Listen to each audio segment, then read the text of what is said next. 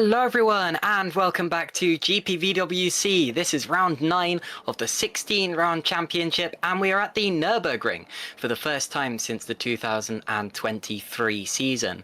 A lot of big headlines to run you through over the course of this qualifying session, but we'll hold off on that for just a few minutes. My name's Caitlin Penny. I'm being joined as always by Ed Hunter and the broadcast director is Remco de Zeeuw, as you can see on your screen. But Ed, we're back at the Nurburgring after a 1-year absence. Only the fourth time that the Nürburgring has hosted the German Grand Prix, and the 11th time that Superleague has raced at the Nürburgring. Full stop. It's not exactly a mainstay of the calendar, but I think it potentially should be because what a track this is.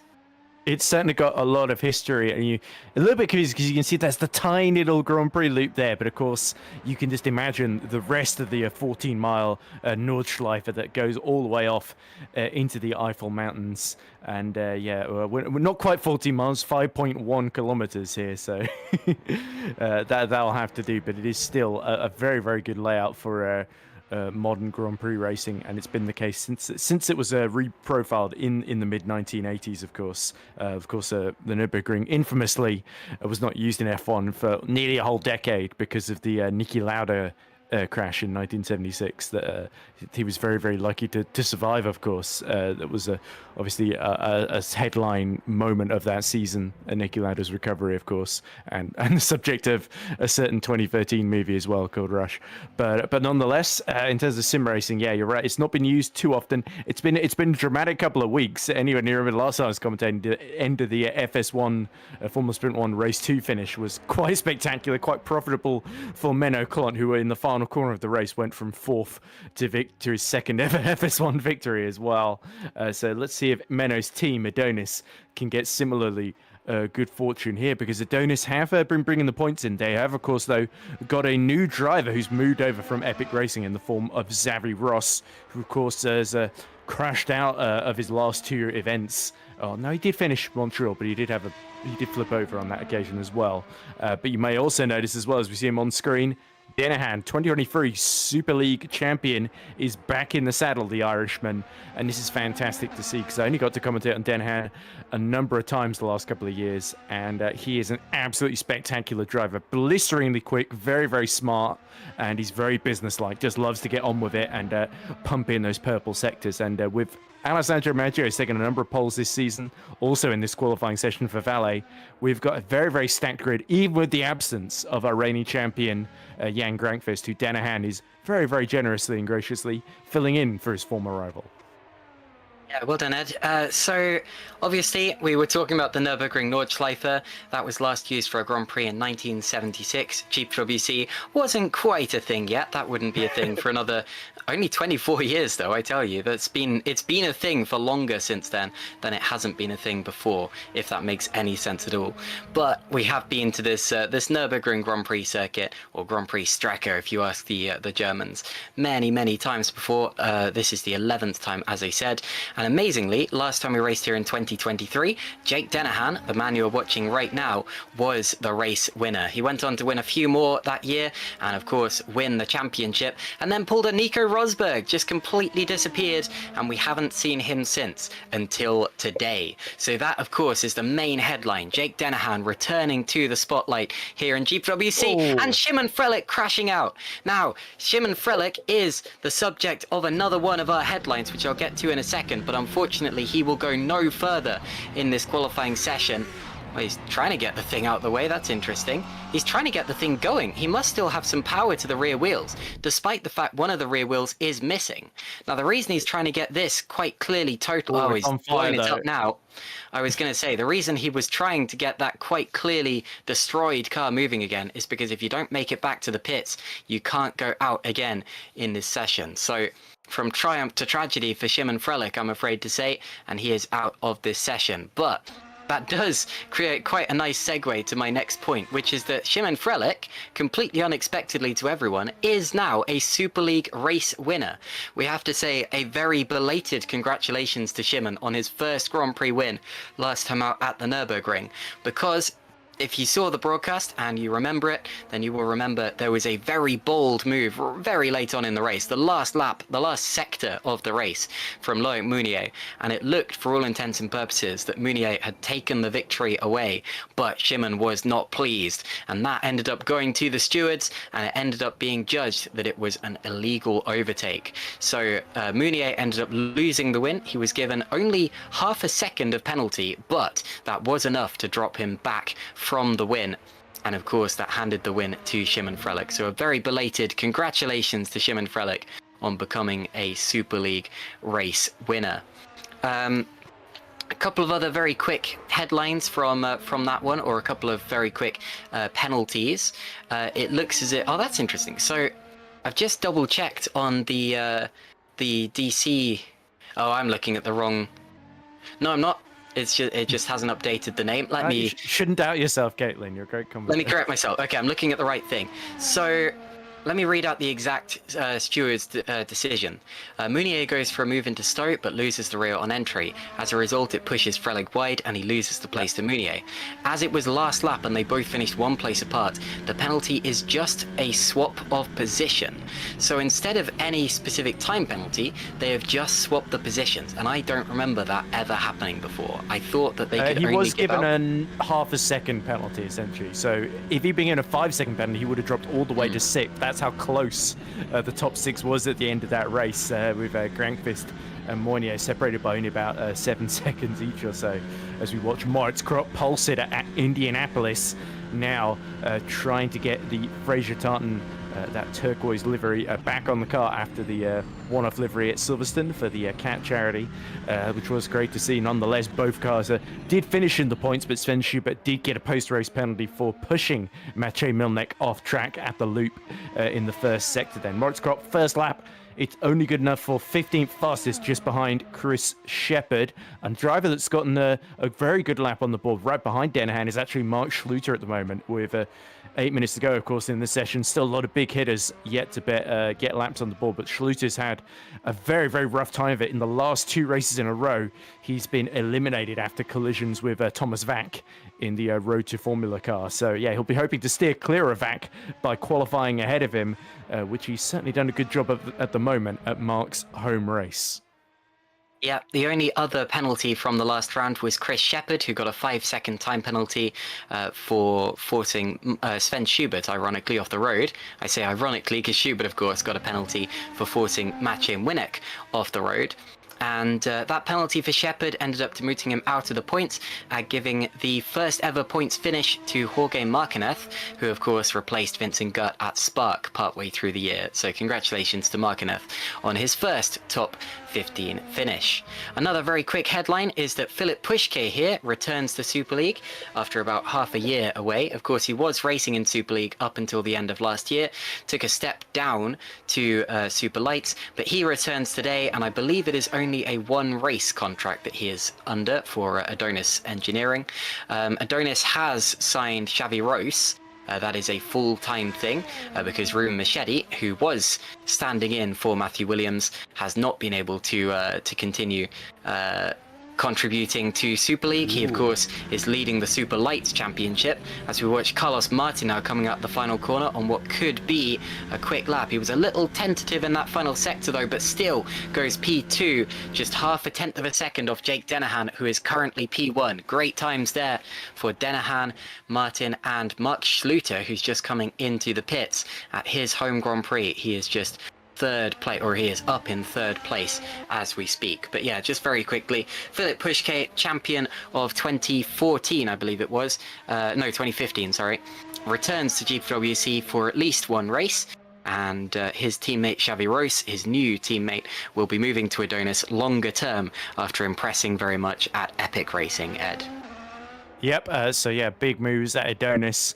So yeah, Menno definitely having to shuffle drivers around. Of course, Robin Panzar also a part of that team, but having to miss this particular race. So we hope to see Robin back in the car as soon as possible. Of course, he's a very, very good friend of mine as well. As we see Alex Lahoe make a very, very late call to pit halfway through qualifying for some fresh tyres, as the rears look like they are absolutely overheated and starting to provide very little grip as Alex Lahoe comes to a complete stop in the pits. He can't wait to get back into his pit box. He wants to put those fresh tyres on as soon as possible. So yeah, Lahoe. Oh, as we see, Schubert has looped it round. Oh, somehow the rear wing survived that one, but Schubert nearly had a carbon copy of what we saw happen to poor Simon Frelick there.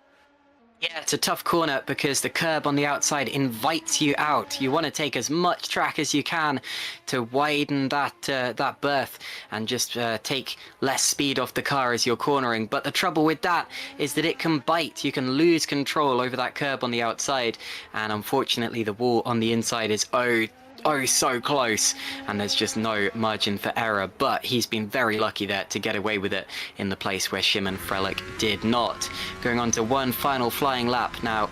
Actually, he'll probably get a couple more flying laps, but another flying lap for Mark Schluter. Edge Esports, he's had a disappointing year so far off the back of his strong championship challenge last year, but the Edge Esports driver is racing at his home Grand Prix today, the German Grand Prix, and should hopefully have a little bit more luck here. He's definitely got the pace for it, up in 4th position, and Edge Esports as well could really do with this result. Pascal Pullant's just down in 23rd position as it stands, Ed. Yeah, he has actually been competing in another R-Factor 2 Open Wheel Championship, some of you might be familiar with, and been doing very, very well there for the Go Team squad. So yeah, it's certainly not all been just GPV that he's had to focus on, but yeah, it certainly had its trying moments this season. Really, the main bright spot was that 5th position in the dry wet race at Circuit de Catalunya, Barcelona. As you see, Mark Schluter a little bit down, but on Denahan in the first sector, nonetheless a personal best. Maggio goes purple in the middle sector. Maggio's on an absolute flyer, but so too is Mark Schluter. Mark Schluter, purple in the 2nd sector. Purple, if you're not familiar, means he was faster than the leader, but he's made a big error at the chicane. He's cut across it and he'll cut into the pits. He will have time to set up for one final flying run, but the lap he was on will not see a conclusion. Alessandro Maggio now is on a lap. We know how fast he can be in qualifying. He's taken 2 pole positions so far this year at Saudi Arabia and at Canada at Montreal, and he of course was fastest at Australia, but that wasn't allowed to stand because he had an outstanding penalty. So he's been fastest in qualifying 3 times now, and he's looking for yet another one. Tom Stevens comes back into the pit. He is only 14th place so far, the THR driver, but even if he does qualify poorly today, you can still not count out the THR drivers. They proved that last time out at Silverstone. I don't know why I think we've been to Singapore already. And that means, of course, that if they can do it there, they can do it here as well. Tomasz Vok, currently 18th position for Road to Formula Racing, ragging it through the Michael Schumacher S, coming towards the end of... Wow, he's all over the place coming through that chicane, coming towards the end of the lap.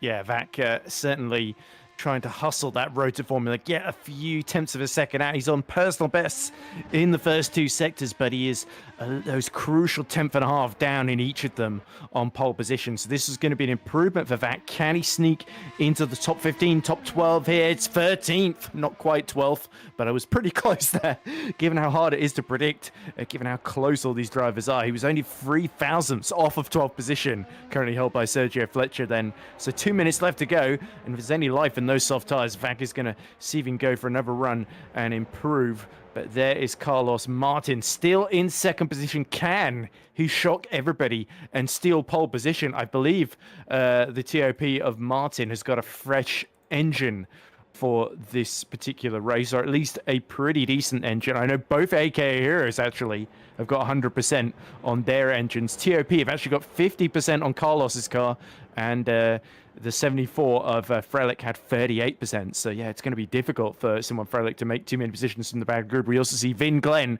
and Van der Smissen have joined the server as Carlos is leaving this final lap very, very late indeed. Yeah, I think he's preparing himself for just the right moment to go for it. He's keeping, well, there he goes. He dumps the clutch now and off he goes.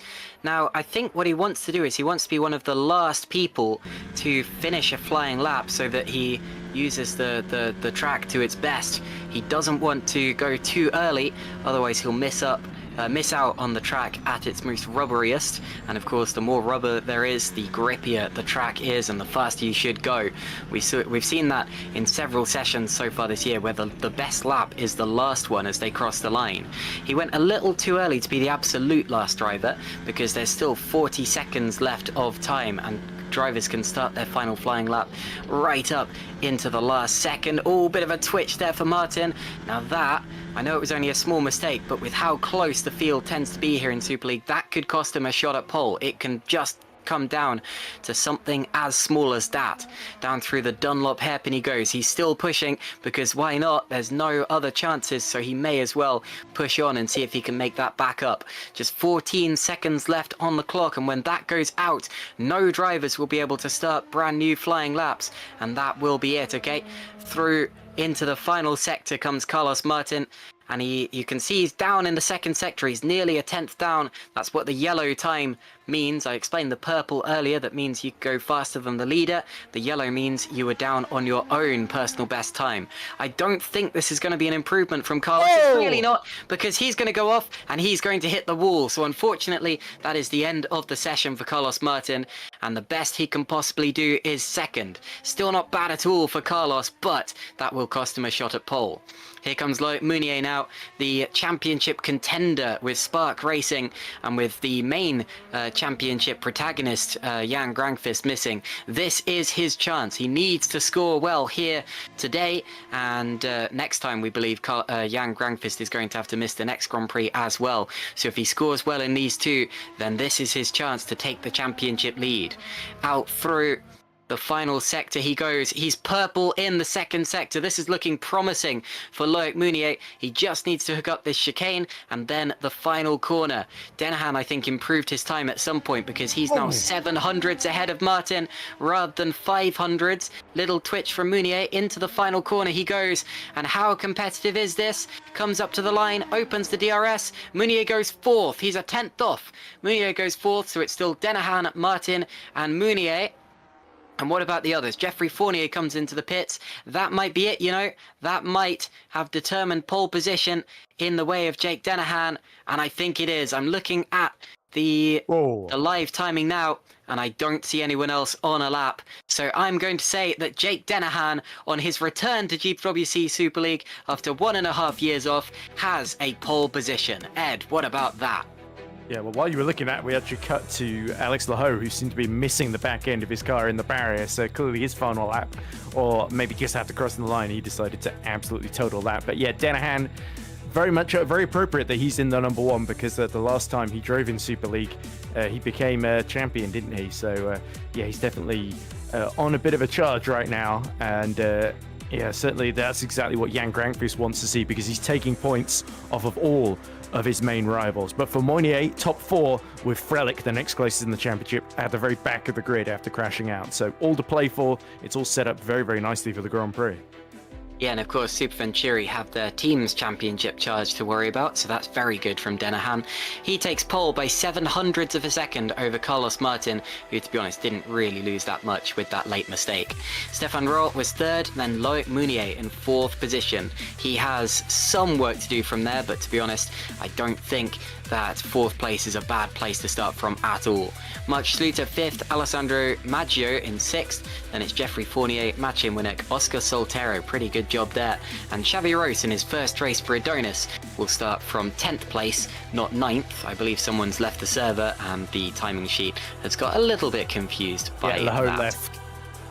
That's okay, he'll be back. And as you mentioned before, we do have a full house. So there is Alex Lahoe after, you said, a crash. I didn't see that, but it was Ross. Sorry, it was Xavi Ross that left. Sorry, not Alex Lahoe. Ah, fair enough. Chris Shepherd, P11. He has a new teammate today, but we'll talk about that in just a little while. Sergio Fletcher, P13. Then Thomas Vogt, Philip Puschke on his return. Then Jarl Tyen, Dylan Fisher, Moritz Kropp, Tom Stevens. Not great for the THR driver at all. Neither of the THRs qualifying well. To be honest, they don't tend to, especially not this year. But again, we've seen them do great things from down there, so let's wait and see. Jorge Marquez, off the back of his first point, is now 20th position. Here's the last row. We have Sven Schubert and then a debutant who we didn't get time to mention, Michael Falkenhayn. Welcome to Super League. This is his first race at this level. He's done a super lights race, unfortunately retired from that, but he's had success at lower levels, winning races in both Formula Sprint 2 and the Academy Series. So let's wait and see if that translates and how good Michael Falkenhayn will be at the Super League level. Then it's Pascal Pollens, Federico Russo, Jukka-Pekka Lalu, Wopke Hoekstra, Osama Konani, Justin van der Smissen, who joined the session midway through, as did Vin Glenn. And then the only driver who was not able to set a flying lap was last time's winner, Shimon Frelick. Like I said, from triumph to tragedy, Shimon Frelick crashes out of qualifying and has it all to do from the very back of the grid, Ed. Yep, absolutely. So it'll be interesting to see how much progress Frelick can make, because that's going to be a big challenge for him. But anyway, speaking back to that win at Silverstone, we have got a highlights package prepared by yours truly that's about 12 minutes long. And that's going to take you through all the action that happened at the Silverstone International Circuit 2 weeks ago. We'll join you on the other side for the German Grand Prix at the Nurburg.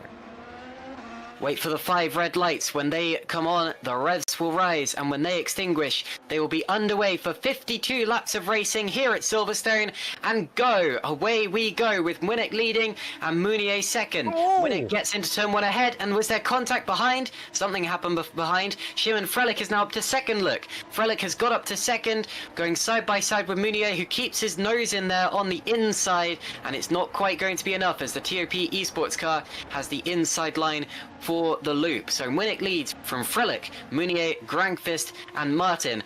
Yeah, Stevens and Machete racing each other incredibly hard in these early phases. You see Handgraf trying to get past Schubert in the background. He's trying to go round the outside the Fraser Tartan. And now the green stripes are just one position outside the points, as we see, one of the edge cars dipping into the gravel at the final corner. That's Mark Schluter now. And he's got Thomas Vack. And Schluter's off! At the first corner, Vack and Schluter come together, and that's disastrous. Now we see a replay of Mark Schluter's incident. So he ran wide into the gravel, and that said about this chain of events where he tried to cut off he tried to close the door on Tomasz Vogt, but he already had his wing poked in there, and you can't close the door on a driver who's already there. Yeah, so there we go. He dips within the gravel. It's a little bit clumsy initial mistake from Mark there. And then Vack, it's a bit of a marginal one, because he made the move very late, and he wasn't significantly alongside up the inside for my money there. I think Vack would have been better served backing out. Now this is Chris Shepherd side by side with Stein Handgraf. Whoa, they rubbed wheels as well. And Shepherd's forced off the road, rejoins now, stays up the inside of Handgraf, who does gain the place. Stevens and Machete side by side through Beckett's and into Chapel. It's Stevens that's ahead. He had to be very committed to pull that one off. It's interesting the leaders are all starting to dip, as we see Soltero round the outside of Alex Lahoe into Copse there. Lahoe really struggling with tyre wear at the moment. Yeah, Lahoe got a really bad run through Copse. He's going to be demolished now by Xavi Rose going up the inside. So both of the Epic Racing Team cars going up a place. If he can pull this off, they both rotate on their axes. And he now has to outbrake him. Turns into the corner. He's still there. Oh, look at that. Xavi Rose does make the move stick. Frelick is lining up Milnek into Stowe here at the end of the hangar straight with DRS. And the Polish driver is through. Frelick takes the lead of the British Grand Prix. This is Frelick about to take the lead away from Maciej Winnick up into turn 1. Pretty straightforward move. It's Pascal Pollens who spins off the road and smashes it into the barriers. And here we see on board. So both of the Edge Esports drivers are out now. Stevens has pulled the trigger in all of this confusion. He was on the verges of the top 10. He is pitting for his first set of new tyres then. And this is what happened to Thomas Vack going through Copse corner. Does the rear just get away from him? Yes, it does. And Mark Schluter will be wishing that had happened a couple of laps earlier. As into the pits, there comes Soltero, indeed. Steinhangraf through the final corner is going to touch the back. Whoa, my goodness. And then he's going to barrel roll over with help from the barriers. That's the second time in 2 races we've seen a car landing on its lid. If cars have lid. Lose it on his own, and then Handgraf's got nowhere to go. That was my read on it. Look, yeah, he gets a bit over the cut. Wow. They both made mistakes almost at the same time there. And oh dear, that's not a pleasant sight for poor Stein. Into the pits was that Winnick. It was both of the leaders. So Frelick is in, Winnick is in, and that's Alex Lahoe coming in behind them as well. Let's look to the pit exit, see where they are. He is ahead. So Xavi Rose and Fletcher and Pansar are ahead of Frelick and Winnick. Winnick is out behind Tom Stevens here. And Mounier comes in, so too does Martin. It's Grankvist now who's going to inherit the lead. Stefan Rohr into the pits further back, who crashed out in qualifying and dropped down the order, and he's going to be side by side there with Ruben Machete. As Grankvist does come into the pits. Grankvist now, having been undercut by Martin and Soltero, needs to find a way through, but it's going to be Martin that gets first use of the DRS up the inside down the Wellington Straight. As now we see Grankvist gets a run at Soltero. Does Soltero defend into Stowe? No, he does not, and that's very, very wise not to contest the championship leader too hard at this phase of the race, but could have opened the door for Ruben Machete, and Machete is going to get alongside, but he's going to be on the outside through the last few corners, taps the wheels at the side. Ruben refuses to yield, and they're side by side as they cross the start-finish straight. And they all gain a place as Robin Pansar pits. That'll be the second race. Oh, and contact further back! I was going to say it's this. Yeah, so Lahoe off the road with Soltero. Here's the incident between Lahoe and Soltero. I think Lahoe came from too far back. You know, I'll respect the steward's decisions, but I do think that Lahoe was a little bit over-optimistic with this one. I'm going to see it very early, and then he can't back out, and he's sort of understeering into Soltero. Jan Grankvist is in the top 10 and now goes past Carlos Martin on the inside. Through he goes. Winnick has dropped behind both Grankvist and Mounier. Good spot, Ed. Whoa. And here you see it. Whoa. So it was Schubert, I think, in the Fraser Tartan was in the middle there, and then Milner got forced out. And we're going to see Jan Grankvist move, presumably on Tom Stevens. Down into turn 3. The corner towards the loop. It's a little bit of a mistake from Stevens. Kind of leaves the door open to Grankvist. I think he saw him coming through and in anticipation just braked a little bit later than he needed to. There's Tyne finally does pit with 22 laps left to go, so he's got to put the mediums on. Oh, meanwhile, have a look at Jan Grankvist. Jan Grankvist taking a look up the inside of Loic Mounier. They're going to touch. They touched wheels. He'll be on the outside for Luffield now. This isn't optimal, but there is grip out there, especially on the exit. Mounier is going to have to cover him off, and Grankvist is all over the AstroTurf. Nearly loops the thing around. There's not much grip out there. And he'll get the DRS open. So does Mounier. But look at the overspeed that Grankvist has got. That's going to be more than enough to get himself at least alongside Mounier into Brooklands. This is where they touch the lap ago. They touch again, and Grankvist is off. Grankvist is in the grass. Mounier will be feeling he was lucky to survive that assault there.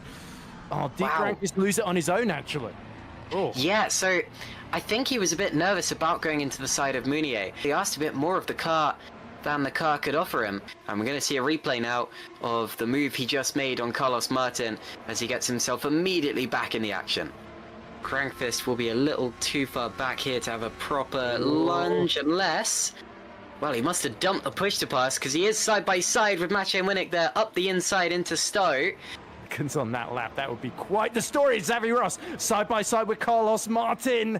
And it's the younger Spaniard that makes it through around the outside at Stowe's. Grankvist finally comes in, and it was always going to be him that had to pit first off the mediums. He's surely going to go softs to the end here. Jarl Tyne now side by side with Carlos Martin for 6th position. This is definitely 4th position, and a very crucial one for Jarl Tyne that he has to pull off to keep himself in contention for this one.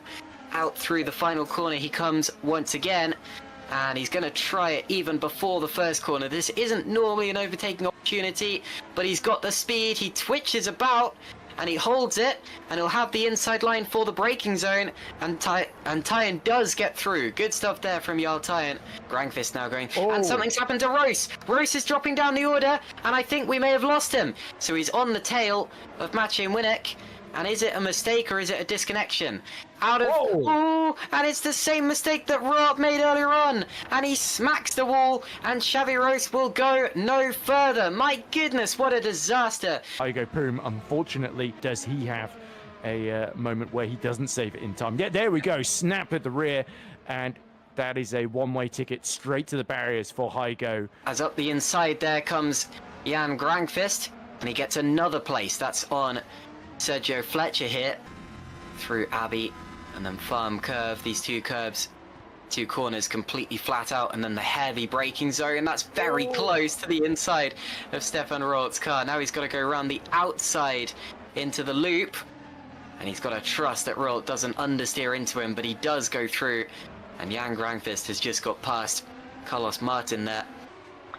And tying up the inside. Remember, he's come from all the way down. I think it was 26th on the grid. Oh, a little bit of contact there with Winnick on the exit as Winnick comes across, and a massive dive into the Vale chicane. Goodness me.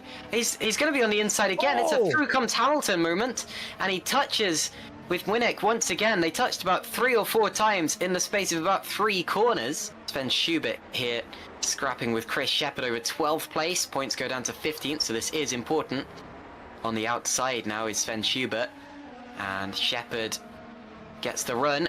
Oh, and over the grass goes Schubert and rejoins nearly into the side of Schubert's. Oh my goodness, and there, wow, slots it through the middle. Good. Wow, great move there from Sven Schubert. And dropping down is Chris Shepherd. Yeah, Shepherd's and now outside. this is both of the FTRs versus both of the Red Archers, isn't it? Because you've got Lucas Murno in this as well. Yeah, 30 laps Shepherd has done on those tyres. Just able to hold on from Murno there. Will he have one more chance up into Stowe? This is his last opportunity. He's got to get it right.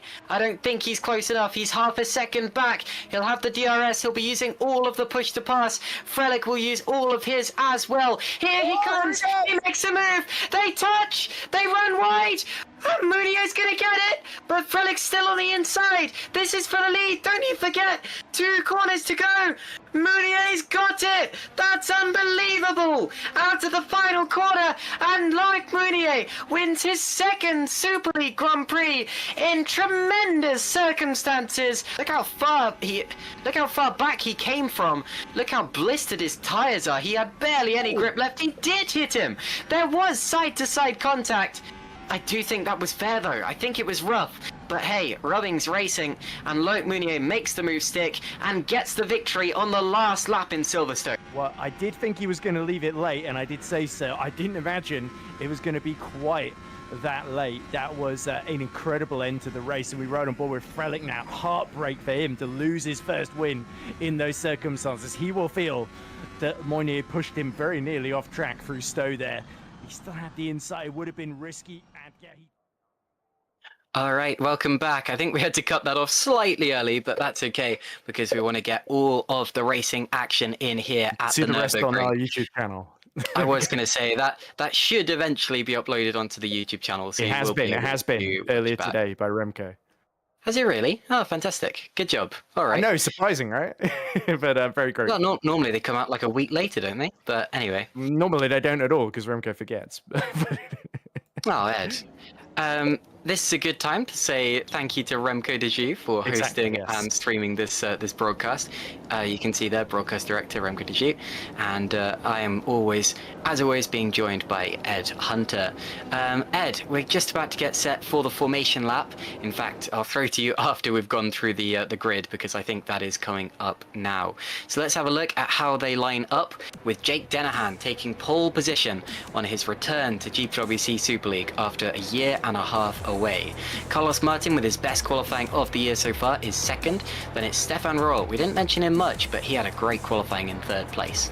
Loic Mounier is 4th and set to take over the championship lead if he does well in this race and the next. Then it's Mark Schluter, Alessandro Maggio, Jeffrey Fournier and Maciej Winnick, who is in 8th position. Holland Racing Team with both of their cars up there. Oscar Soltero does well in P9, then it's Xavi Royce in his first race for Adonis, Alex Laho P11, and Chris Shepherd is P12, trying to pick up from that penalty he got at the last race. Sergio Fletcher P13, then Tomasz Vok, Philip Pushke on his return, and Jarl Tyen, the THRs, both well down the order despite leading the team's championship.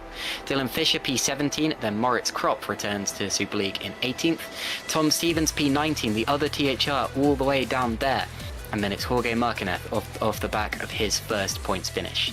Sven Schubert is P21, Michael Falkenhayn starts his first Super League race in 22nd, then it's Pascal Pollens and Federico Russo who stands in for Sein Hangraf.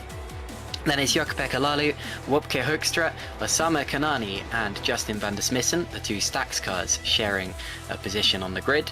Vin Glenn, P29, and then Simon Frelick, third in the championship, first in the last race, 30th on the grid. He will be one to watch coming from all the way down there. So a really exciting one set to come up now. I would say watch for Loic Mounier coming from 4th on the grid. He has a lot to do from there if he wants to take the championship lead in this race and the next.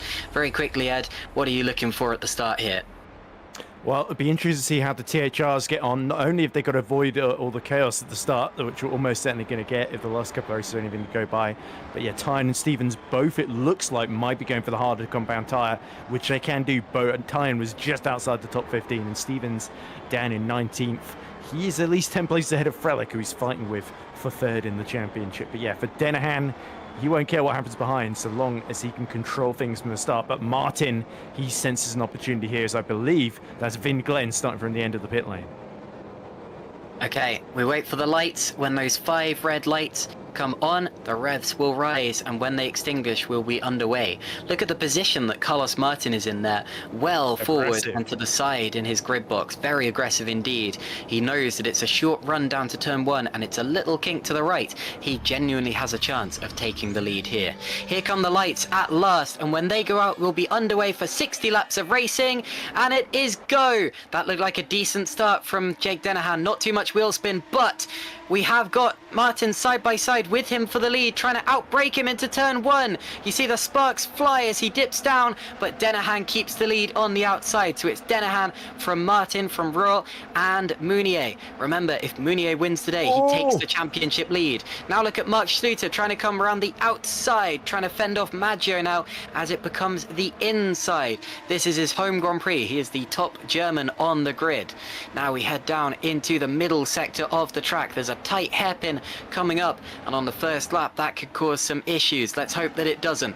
The whole field of 30 cars streams down as we watch Stefan Roll trying to line up Carlos Martin, and you have to wait now for the start finish straight going on to the second lap. That's going to be the next really strong overtaking opportunity, unless you can slipstream someone up into the chicane towards the end of the lap. Looks to be relatively clean so far. Vin Glenn has dropped back slightly, but I think he started from the pits, so that's to be expected. The rest, so the 29 other cars, pretty much clean, and Shimon Frelick is up to 22nd position as we now go into the chicane, what's called the NGK chicane. I don't know if it's still named as that.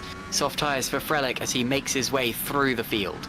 I believe the chicane's called the Vidal chicane. I learnt this to my cost in the FS1 race, where about halfway through the event I realised there's a big billboard that's prominently in the background that has the Vidal logo all over it. So yeah, there we go. Frelick has gone for the sods. He's going aggressive in this first stint. He's just got past Pascal Pollens into 21st place. By the way, Stevens also made a good getaway, gaining 2 positions as Frelick passes Moritz Kropp for 20th. But now Stevens is right behind his teammate Tyen, who has not made any progress at all from 16th position. So yeah, THR will need to play this well here because they've got Marquez right behind them on the softs and looking pretty confident after getting his first point of his Super League career. He wants another to add to his list of victims here, and Stevens and Tyen would be Goliaths for giant killing feats for him to get under his belt. As here comes Frelick, then he's going to easily get up the inside of Dylan Fisher into the Dunlop hairpin. There we go. Such a constant radius banked hairpin there. It's a little bit Zandvoort, like the one they have at Zandvoort at the first corner there. Tarzan yeah, Simon Frelick is just absolutely flying at the moment. Next target, Marquez, who I was just talking about, funnily enough. But yeah, at the very, very start there, it was Ruot that had the worst launch off the line. But Moynier was not able to take advantage of it, and that's why he's still stuck behind in 4th position. Everybody in the top 8 or so just sort of holding station for the time being, waiting for a better opportunity to present itself then as we're about to start lap 3. But Denahan nearly 6/10 now ahead of Carlos Martin. Incredible start from Shimon Frelick. He's up 11 places already into P19. I'm afraid we have lost Vin Glenn from the race, so he is our first retirement, and we're unsure why as of yet. As we head now onto the 3rd lap of the race, DRS has been enabled now for a full lap, and we will have that typical DRS train forming that we get in every Super League Grand Prix of the season. If it's okay, could we see, and I'm talking to my broadcast director Remco here, could we see the tyres that everyone's starting on? Because I was a little confused. Oh, it has updated now. I was a little confused because it was showing Alex Lahoe as starting on hard tyres, and that doesn't make sense because the top 15 have to start on the tyres they qualified on, and Lahoe was 11th. So the top 15 are indeed on soft tyres as expected. Jarl Tyne and Tom Stevens, the 2 top drivers on hard tyres, the THRs, and they will be running long into the race. Don't be surprised to see them leading this race by the halfway point, but it won't be representative. Then you have Frelick and Marquez coming through on soft tyres. There's another yellow flag out there somewhere as Lahoe dips some wheels into the grass. This may give Fletcher an opportunity to come through. Fletcher will have the DRS wide open, nearly touches the back of Lahoe's car as he lines him up into the chicane, and Lahoe somehow is able to fend him off. I thought he was dead meat heading down that straight there. Yeah, but Alex Lahoe does have a habit of surprising people. You should never count him out. He's fought back in his career from much, much worse mistakes than that. So good to see him still holding on to that P10. But now Fletcher has got Xavi Ross now in Adonis colours, crawling all over the back of him. So yes, it's a yellow versus orange here between these 2 Spaniards here. Last at Silverstone we saw Ross versus Martin. That was going very well for Ross until he binned it on the exit of Stowe, just pushing a little bit too hard. Now we see Ross versus Fletcher, both of them desperate to break into the top 10 here, which Xavi Ross yet to do in his career, with 2 finishing out of the points in Montreal after flipping over and then of course crashing out at Silverstone, as I say. So yeah, Ross has had a lot of potential. That front row at Montreal was a big standout moment, but then he stalled it on the grid, much to his cost and chagrin then. So there's a lot of potential in the young Spaniard, but he has to find a way past Sergio Fletcher in order to realise it is. We right on board with Frelick, who's passed Marquez. Now he's got the 2 THRs that he's got to contend with. His direct championship rival Stevens is directly ahead of him here, and surely Stevens and Tyne are going to work together to see off the threat of Frelick here, because they cannot afford to give up track position to the pole. Yeah, they're going to hold him off here for all that they're worth, and they are going to hold him up at least a little bit. But you've got to remember, they're on the hard tyres, and at this point the soft tyres are still going to be fresh and useful. Shimon Frelick will have scintillating pace, and there is surely no way that the THR drivers can hold him back, courtesy of throwing their cars straight at him. Here comes Frelick down the straight. He would have got such a good drive off the corner. He'll probably be using push to pass, and he goes through on Tom Stevens there, one of his main championship rivals. Stevens is going to fight back, stays on the inside line. Frelick goes round the outside and does get the move done. A very important one early in the race. I know it's for P17, but don't be surprised if that ends up being a move for a position within maybe even the top 5 by the end of the race. Alessandro Maggio here, currently in 6th position. Little twitch. He's ahead of Geoffrey Fournier.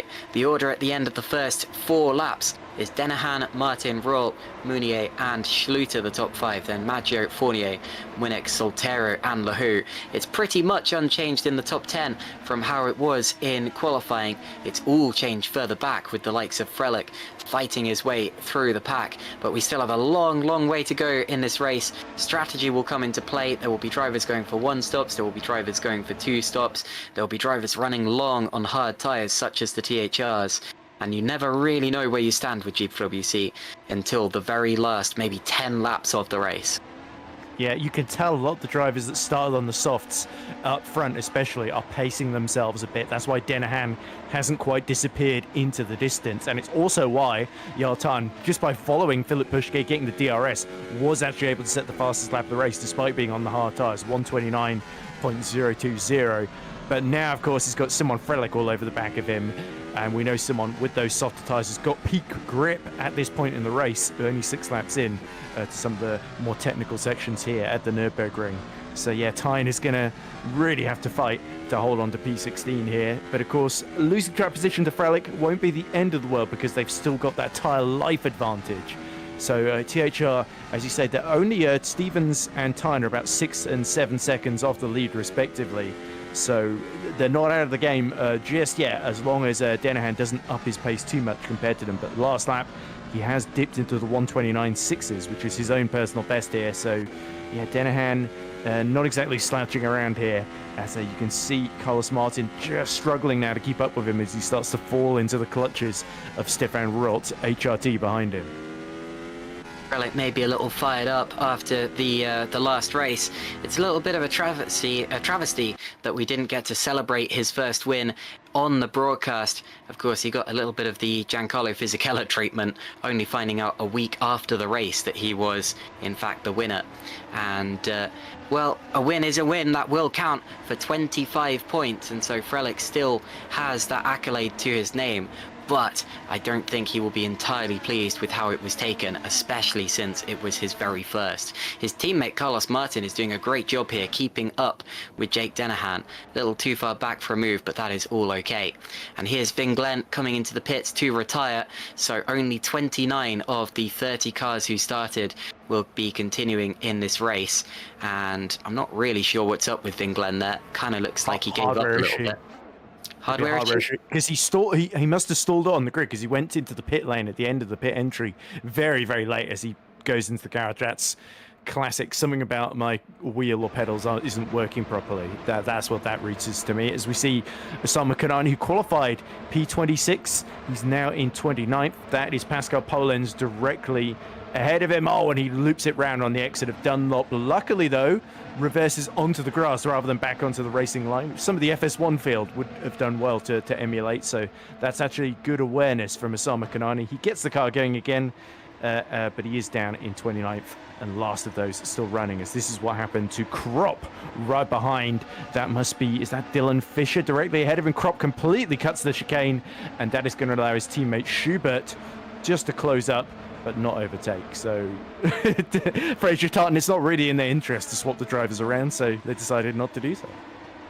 Yeah, I maybe would have done that, as Moritz Krop goes to the outside of Dylan Fisher, tries again, touches him. Whoa, Fisher's going to have a trip through the grass now. Moritz says, I've done it once, now it's your turn.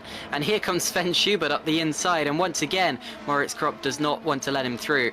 On that previous occasion, I maybe would have done, because I think he held them both up and nearly lost the tail of Dylan Fisher. But now Sven Schubert comes through on the inside, and he's going to be followed through by Jukka-Pekka Laulu, good old JP. Pascal Polens, sorry, in the... Yes, that is an Edge car, not a Super Venturi car, my mistake. But Pascal Polens goes through into 21st. You're right, though. Lalu right behind Fisher now, so he is definitely involved in this battle too, and he needs to be. As Super Ventura, they've got one car in the lead. They need the other car picking up at least a handful of points here. Would make a big, big difference to Grankfist and company there. But yeah, Pascal Polens opportunistically splitting the two Fraser Tartans here, as a fellow German, of course, countryman of Mark Schluter is Pascal Polens. So he is desperate to get a couple of points here too to help Edge's cause. As Schluter has actually held off Maggio very convincingly in these first 8 laps of the race so far. So certainly Schluter is having a good showing on home soil as he's staying within DRS of Loic Moynier there. Moynier, you can tell, playing the long game just like he did at Silverstone. Tucked in, not behind the HRT of Milnek, but this time it's Stefan Rult that he is shadowing throughout this opening stint of the race, and waiting to see if maybe he can strategically outfox him later on, or just save his push to pass for the crucial stages later on when the moves will really, really count, when there's less time for anybody else to counterattack them. As here comes Philip Pushke using DRS to go up the inside of Chris Shepherd for 14th position. let's not forget, it's also Philip Puschke's home race that he's returned from here, or returned for here. One of quite a few Germans on the grid. Of course, we've got Pascal Pollens, Mark Schluter, both of the Fraser Tartan cars, so that's Sven Schubert and Moritz Kropp. It's definitely one of the most represented nationalities in GPWC, along with, of course, the UK. And classically, the Netherlands has been quite well presented as well, but not necessarily this season, despite the fact there is, of course, a team still called Holland Racing Team. Philip Puschke here in P14 as we speak, catching up to Tomasz Vok.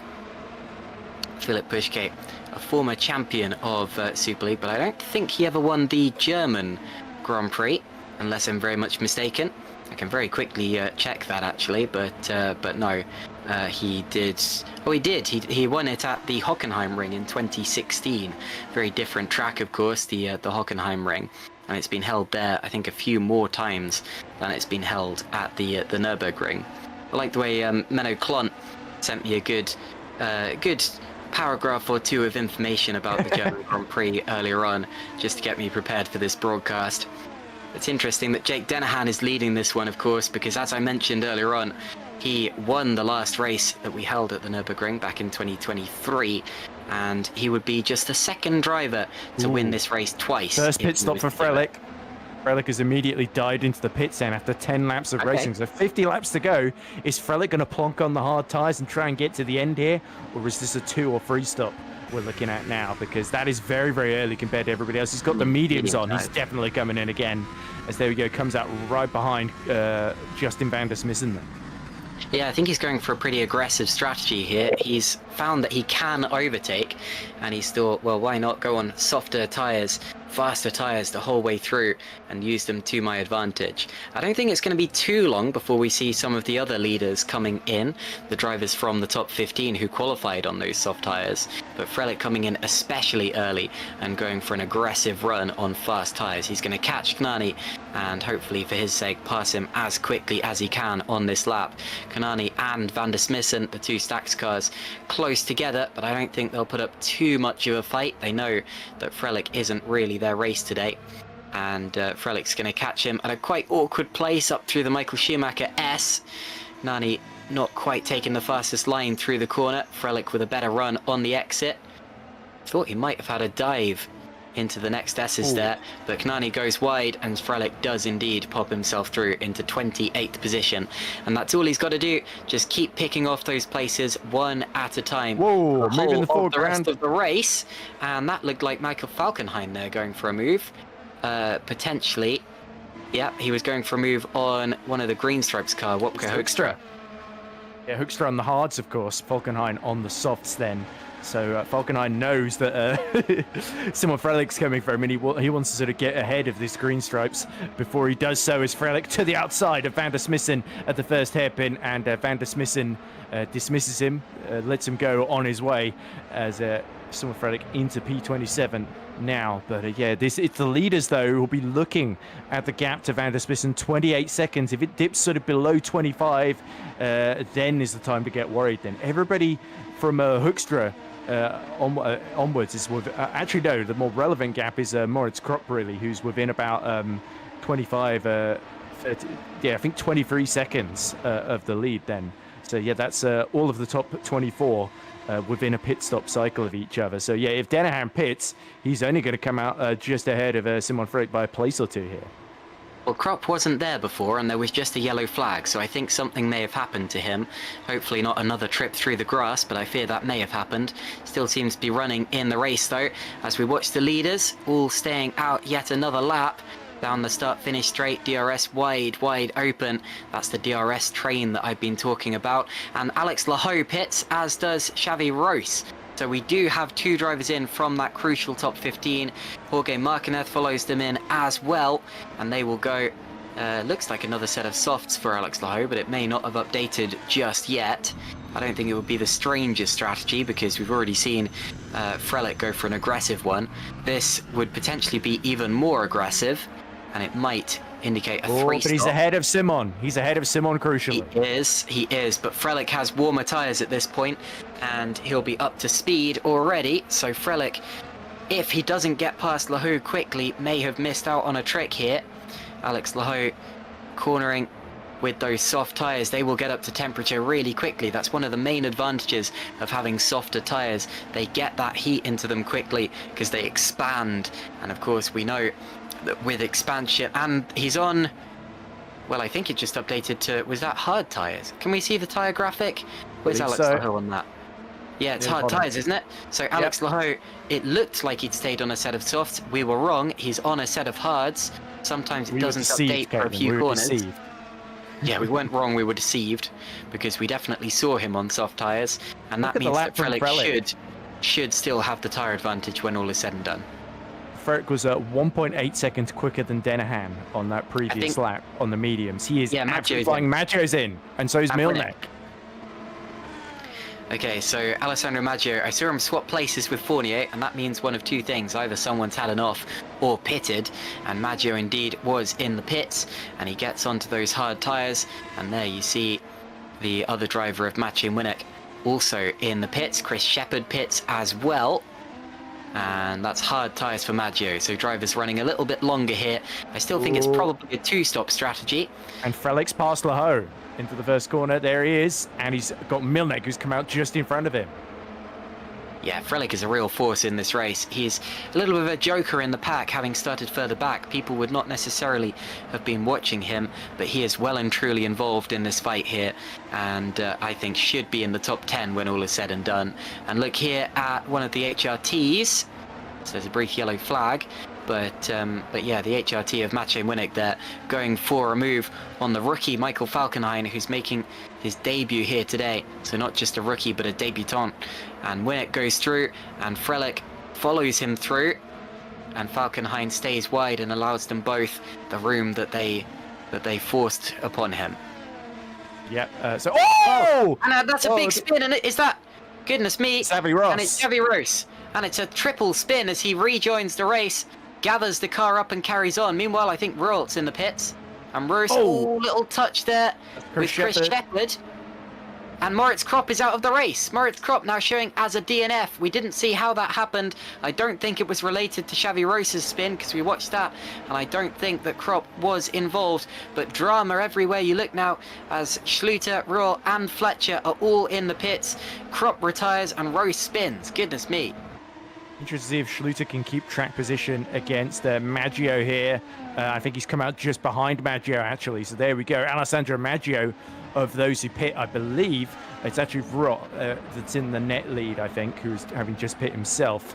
But it's Maggio that's in sort of net second at the moment. But of course, we don't know exactly where Jake Denahan would filter in. I think Maggio is about 23 seconds exactly behind him. And then we've got Rose a couple of seconds ahead, as well as Lahoud side by side with the green stripes. He clears Hoekstra into the forward curve there. So Lahoud had a very lucky escape as he had to slow down once they caught up to the back of Michael Falkenhayn, as there's Rult getting past Federico Russo for P12 there, and now he backs Russo into Maggio. Indeed, into the very fast Michael Schumacher S. There was a driver who had a huge crash there in the FS1 race, went end over end in the gravel trap and into the pits now, and that looked like Carlos Martin. So Martin picks from second, Mounier pits from third, Fournier pits from fourth, and Denahan stays out, tries to overcut them all. Now what can he do with that clean air? Both of the Epic Racing Team cars are in, doing a little bit of a double stack. That doesn't tend to hold drivers up in Super League so much because they all get their own individual grid boxes. Thomas Vogt in as well. That was very close though with the two Epic Racing Team cars. Almost looked as if they did connect there in the pits.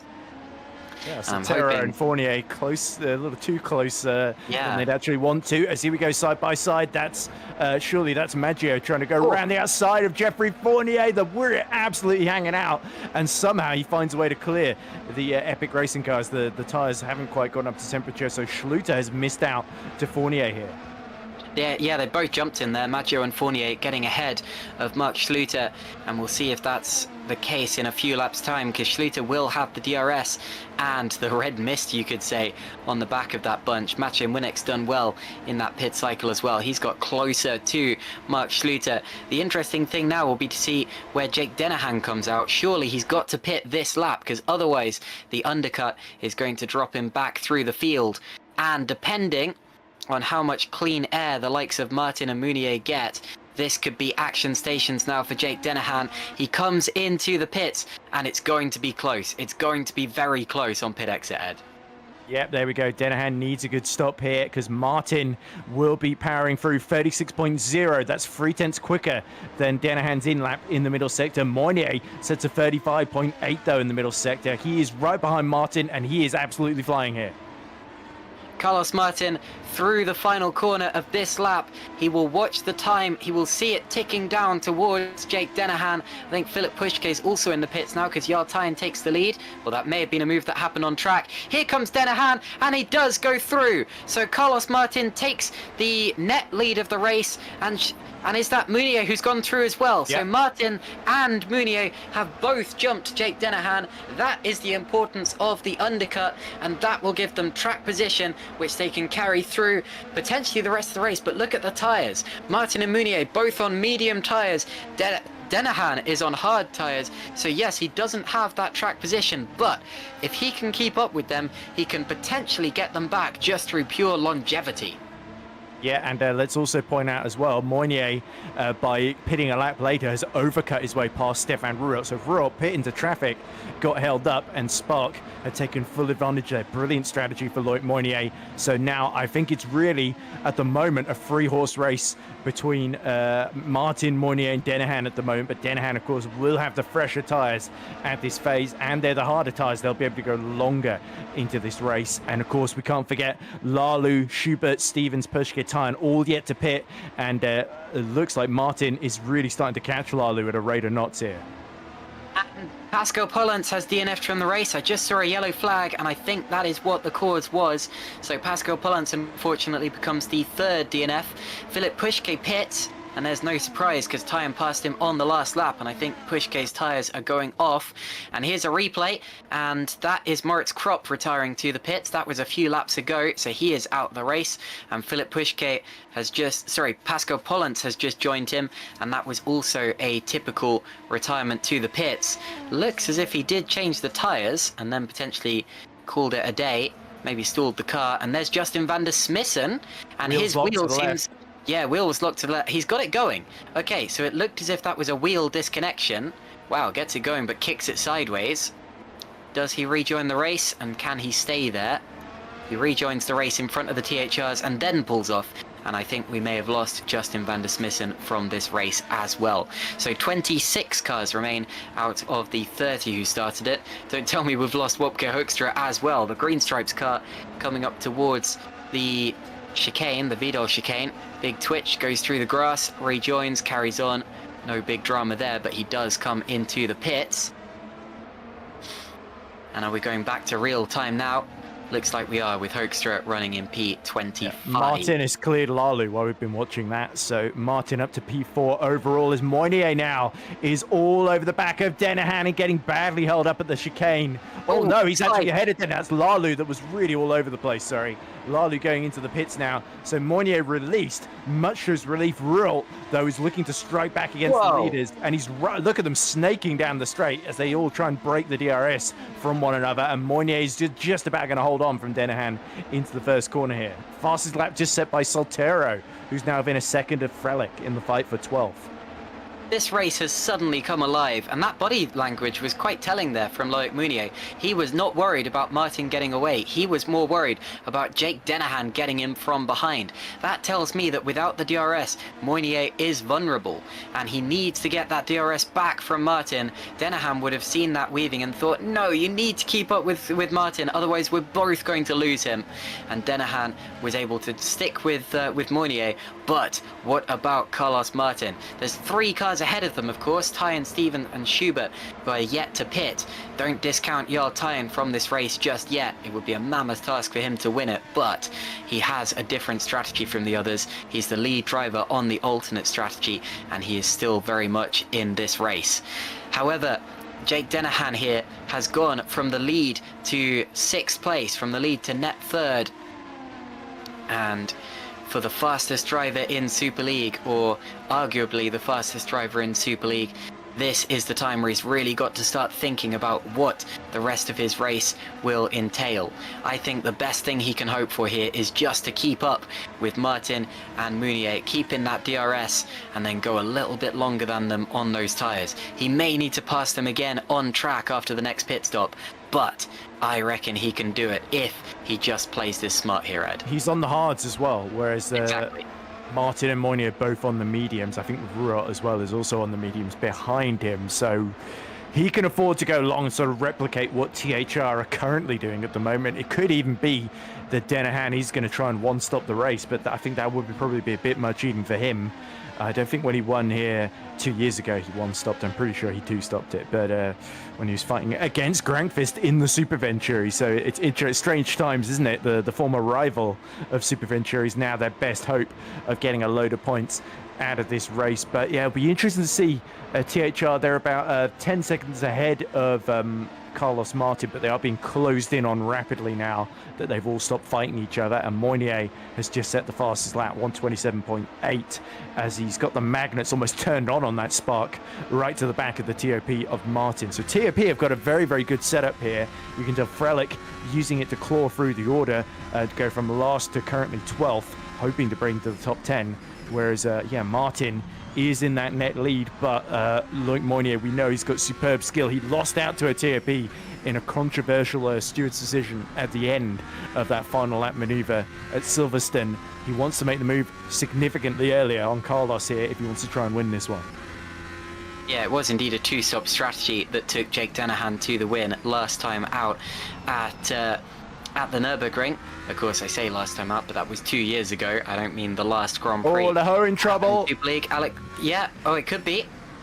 Oh, he is. He's still dropping. So Alex Leho, and he spun coming out of the final corner. Okay, and that's going to put him well down. Is the steering damaged? I think there is. Look, he's crabbing.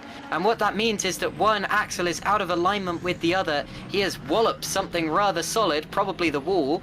And you can see him twitching as he comes around the course. He is in serious trouble here. That's a lot of damage he's done to that car, and I reckon he's going to lose yet more places on his way back to the pits. Yeah, so the bad luck just continues to get worse for poor Alex Leho. Such a shame for the young Frenchman who was so impressive in Super Lights last season. A very deserving champion, it must be said. But yeah, he's certainly not had a clean run of things these last 3 races since a strong start to the season. There we go. So he's behind Fletcher, I believe.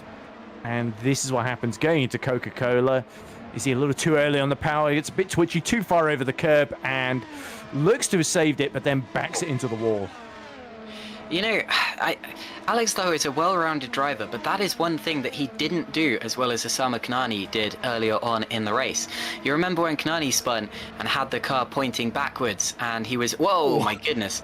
Leho's struggling to get it back to the pits. Yeah, when Kanani had his spin, he was pointing backwards and he just let the car roll. Meanwhile, that's Ross getting past Denahan up the inside into turn 1. Now, I believe he is on faster tyres. He's on the medium compound of tyre, unless I'm very much mistaken. And he is, yeah. But still, a very important move there for Stefan Roll, who now potentially has got himself into net 3rd in the race. But yeah, just to finish my sentence quickly, it looked as if Alex Leho had that under control. If he just let the car roll backwards a little bit more, applied the brakes and let it slow down. In his defense, he was going a little bit faster than Kanani was after his spin earlier on, but it looked as if he just swung it round in the wrong direction, hit the barriers, and that has put the whole car out of alignment. Leho would do well to score anything for the remainder of this race. This is critical here. Sven Schubert staying out then on the harder compound that he started on has now been caught hand over fist by Martin and Meunier. Now Rolt has got clear air. He could very, very quickly join this battle here. So Carlos has got to find a way through quickly. You see the 2 THRs making hay in the background. Martin up the inside into the Vidal chicane, and Meunier too. Schubert very much opened the door and led them both through there. Decided he didn't want to do anything too silly there because he's running his own race, knows there's still a position in the top 15 that he could maybe find a way into if he avoids getting in trouble at this point. Yeah, that was an important move from Meunier. When they passed Lalu earlier on, Meunier... And Maggio's out! What has happened to Alessandro Maggio from the top 10? He is retired from this race. and it could have been either a crash or a disconnection, because we've seen him have both, I think, over the course of this season. We're going to see a replay of that now. He's coming up to the final corner. Oh, and this this not is where done the Alex same thing as Zeeuw, has he? This is where Laho had his incident. No. Oh no, this will be a disconnection, I think, because there we go, and he disappears. So our apologies to Maggio, who did nothing wrong there. Just bitter luck to have suddenly popped out of existence on the straight. So drops out of the top 10 and out of the points altogether, I'm afraid to say. 25 cars remaining in this race, and you can see Roll now trying to get past Schubert. But that's the thing that Loic Mounier did well just now. When they passed Lalu earlier on, Mounier took a few more corners than Martin did to get past him, and that allowed the gap to spread just a little bit apart, and then he was able to pull the gap back in, and they got past Sven Schubert at basically exactly the same time, the same corner, which has kept the fight alive. If Mounier had allowed himself to drop back even further, he may well have lost that DRS and lost his chance. We're now under pressure from Denahan as he's getting held up by Schubert. Denahan all over his tail coming up towards the final corner, and we'll see what happens here down the start-finish straight. I think this is advantage Roll with that slipstream. Denahan should go with him. I think they'll both pass Sven Schubert down into turn 1, and Denahan is forced to settle in behind Stefan Roll.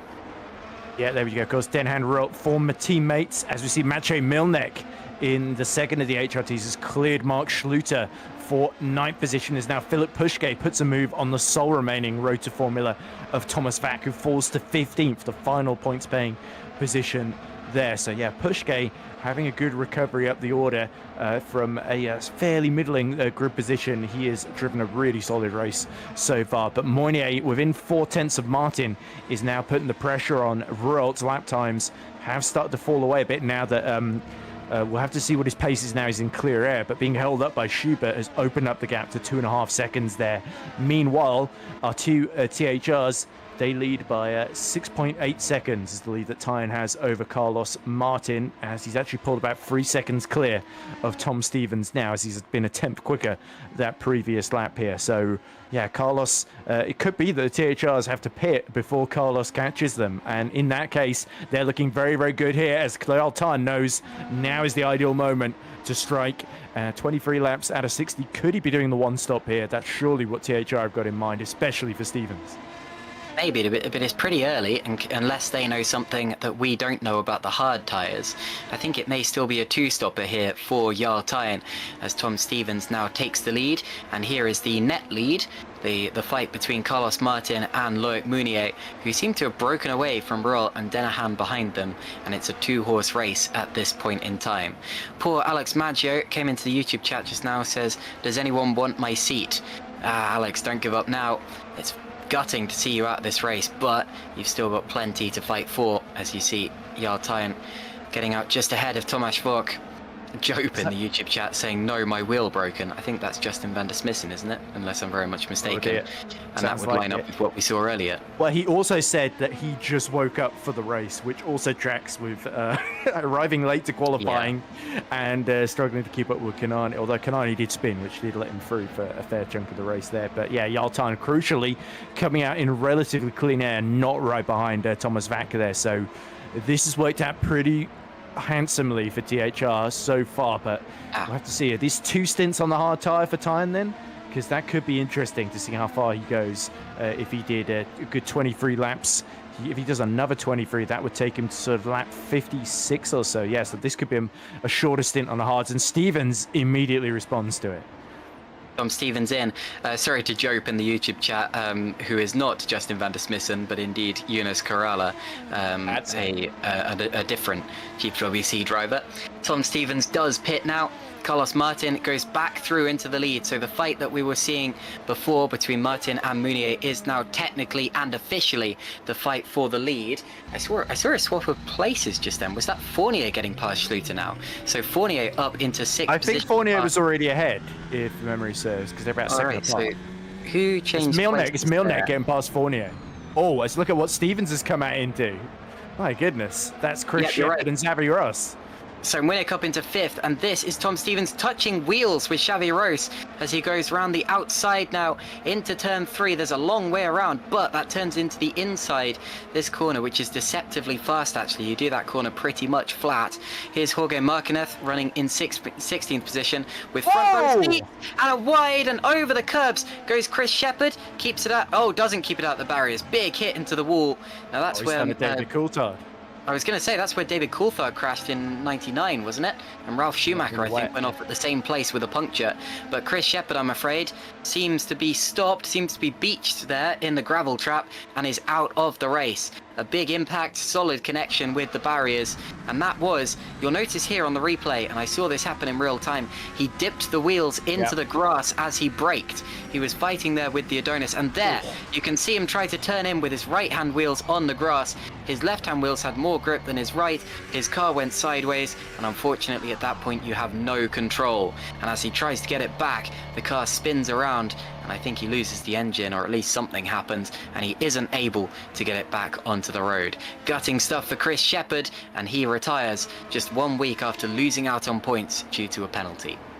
Yeah, that was really unlucky for Chris, because if you look at that corner, he was trying to give Ross a bit of a wide berth by sticking to the outside, and unfortunately you could see there's a little bit of runoff, and then the grass sort of comes back as well, so it does tighten up all of a sudden there, and Chris, I think, had not accounted for that, as now see Dennehan starting to up his pace a bit. He was a tenth quicker than Rill the previous lap here, so this is where the hards will start to come back into their own.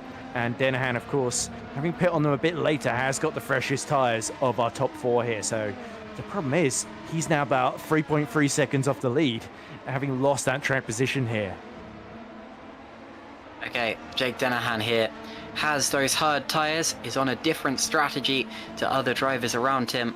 It's more similar to an inverted THR strategy by the look of it, and we'll see which of those ends up being the better one. He's kept up well with Stefan Roll. You can see how close he is into the chicane. And there you saw the two leading cars just up ahead in a pack of their own. It's less of a peloton now and more like tandem drafting like you'd see in NASCAR circa 2011.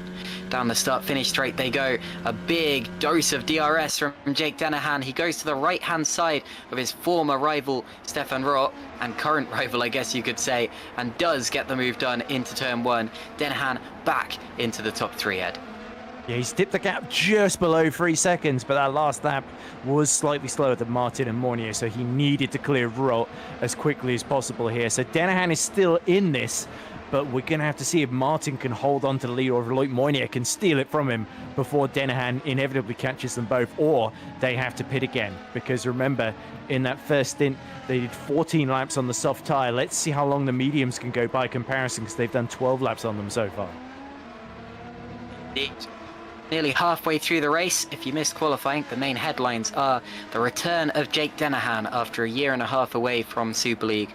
The last time we saw him, he became the world champion, and he has returned now to not quite defend his championship. It's a little bit too late for that, but to have a good thrash at another GPVWC victory, and he's giving it his best shot today, running in 3rd position. He led much of the early race until the pit stop window, and then he was jumped by Carlos Martin and Loic Mounier, who you're watching now as they come out through the final corner.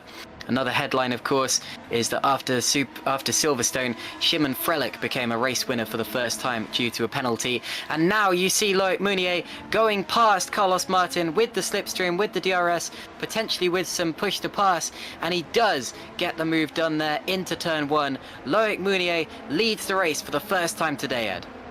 Yeah, crucial move there, because Dennehan into clear air just set a personal best first sector on that previous lap there. So the time to take the lead was right now, as you see Thomas Vack being overtaken by Tom Stevens. At the same time, Tyne has cleared Fletcher for 9th. Tyne is actually one of the fastest drivers on track at the moment, but now he's starting to get stuck in traffic as we see Lalu being cleared out by Xavi Ross, and now Simon Frelick takes care of the Finnish driver as well before turning his attention to Ross here. So this second stop for Simon Frelick has put him back in traffic, but he's clearing them very, very quickly, having pitted just 3 laps ago for what could well be his final stop onto the mediums there. He could probably get to the end from here on the mediums.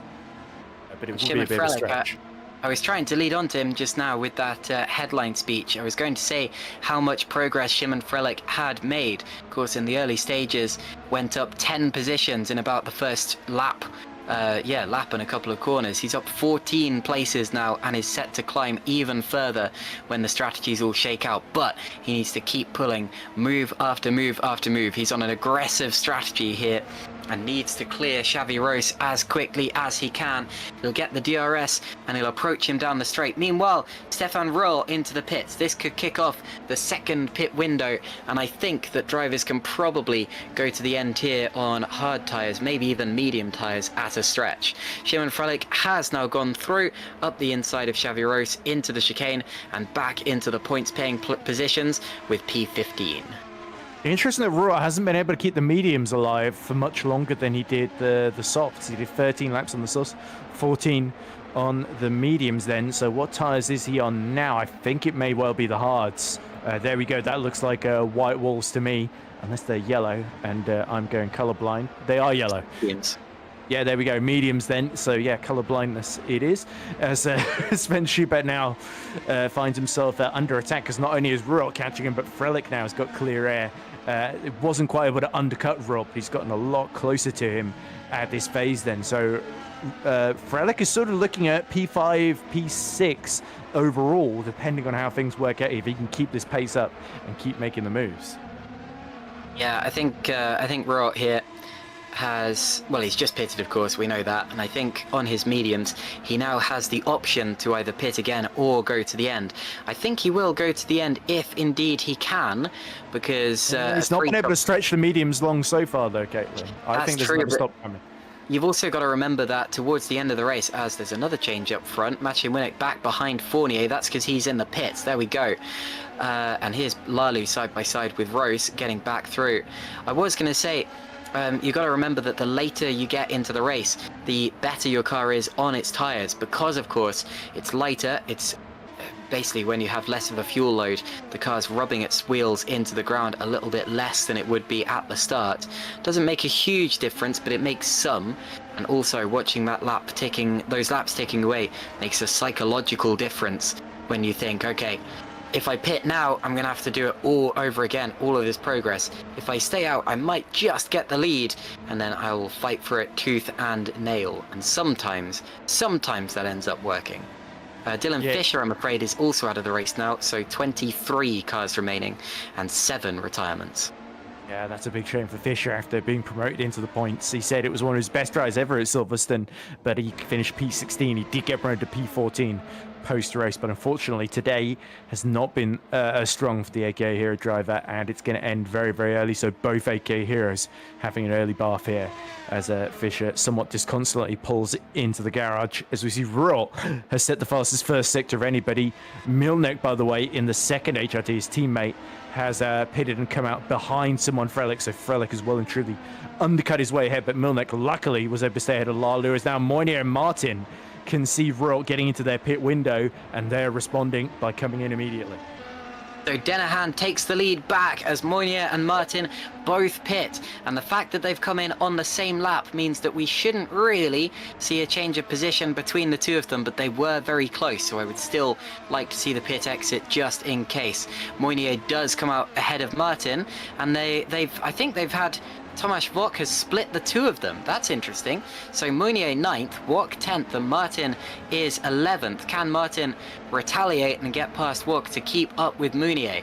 Meanwhile, Denahan will stay out for a few laps longer, we expect, because he had those hard tyres and he can go a little bit longer, set himself up nicer for that final stint of the race, and when he comes in, surely that will be his last stop. Here's Carlos Martin, who has been held up here by Tomasz Wok. He is on medium tyres, and who knows how long those tyres can go from here.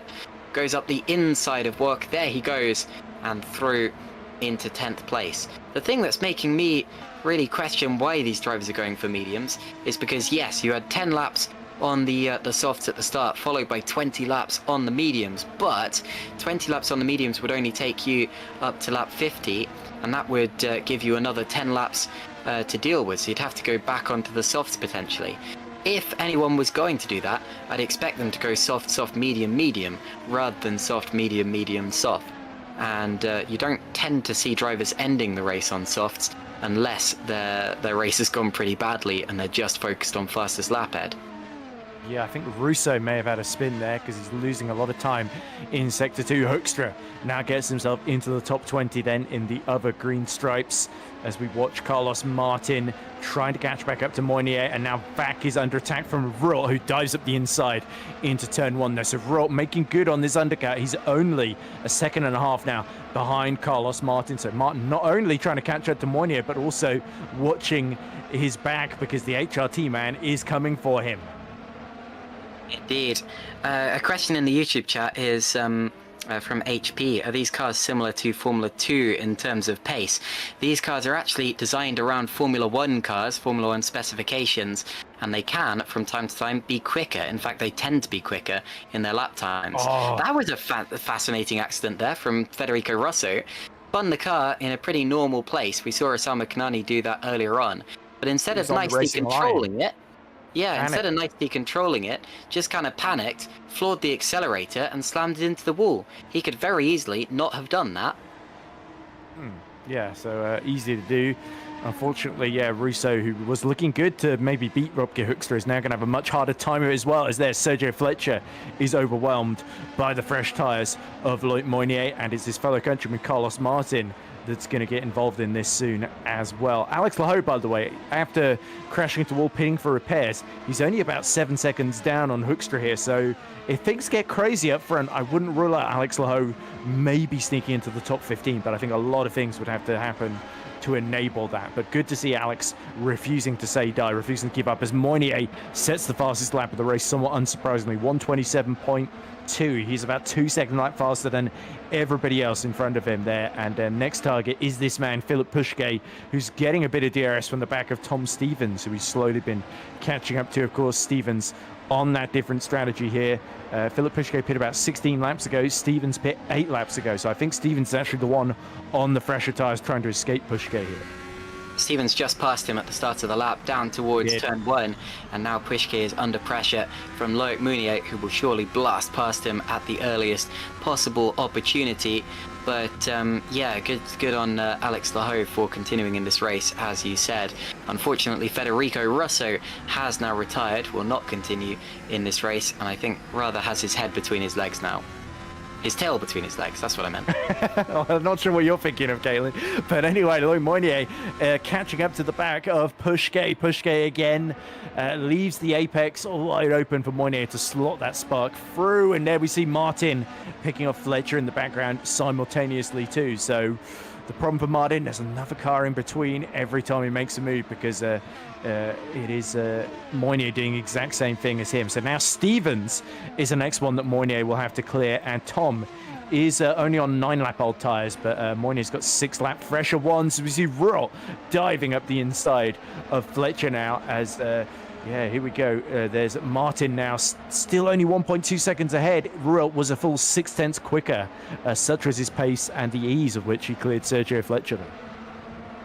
He says, thanks for clearing that up, comms. Yeah, sorry for that slightly suggestive Murrayism I just came up with there. Shimon Frelick round the outside as Sven Schubert gets up into 14th position. Nicely done. Oh, sorry, HP is talking about the comment where I said that these cars are actually Formula 1 spec rather than Formula 2 spec. I think he may have appreciated the other one being cleared up too, but never mind. Yeah, but it's true though. Formula 1 spec cars don't actually tend to go quite... Oh! Massive twitch there from Jarl Tyen, and he gathers it up and does a really, really good job to keep that car on the straight and narrow. And he's on the back of Oscar Soltero and actually hasn't dropped back that much. He's still going to have a chance of attacking him down the start-finish straight this time. Out of the chicane, up to the final corner. Whoa! And someone else was backwards there, and it's Mark Schluter! Oh no! Mark Schluter, who was doing such a good job in this race, who was in the top 5, who was challenging for the podium, has had a spin, and that's going to really cost him as he comes into the pits now.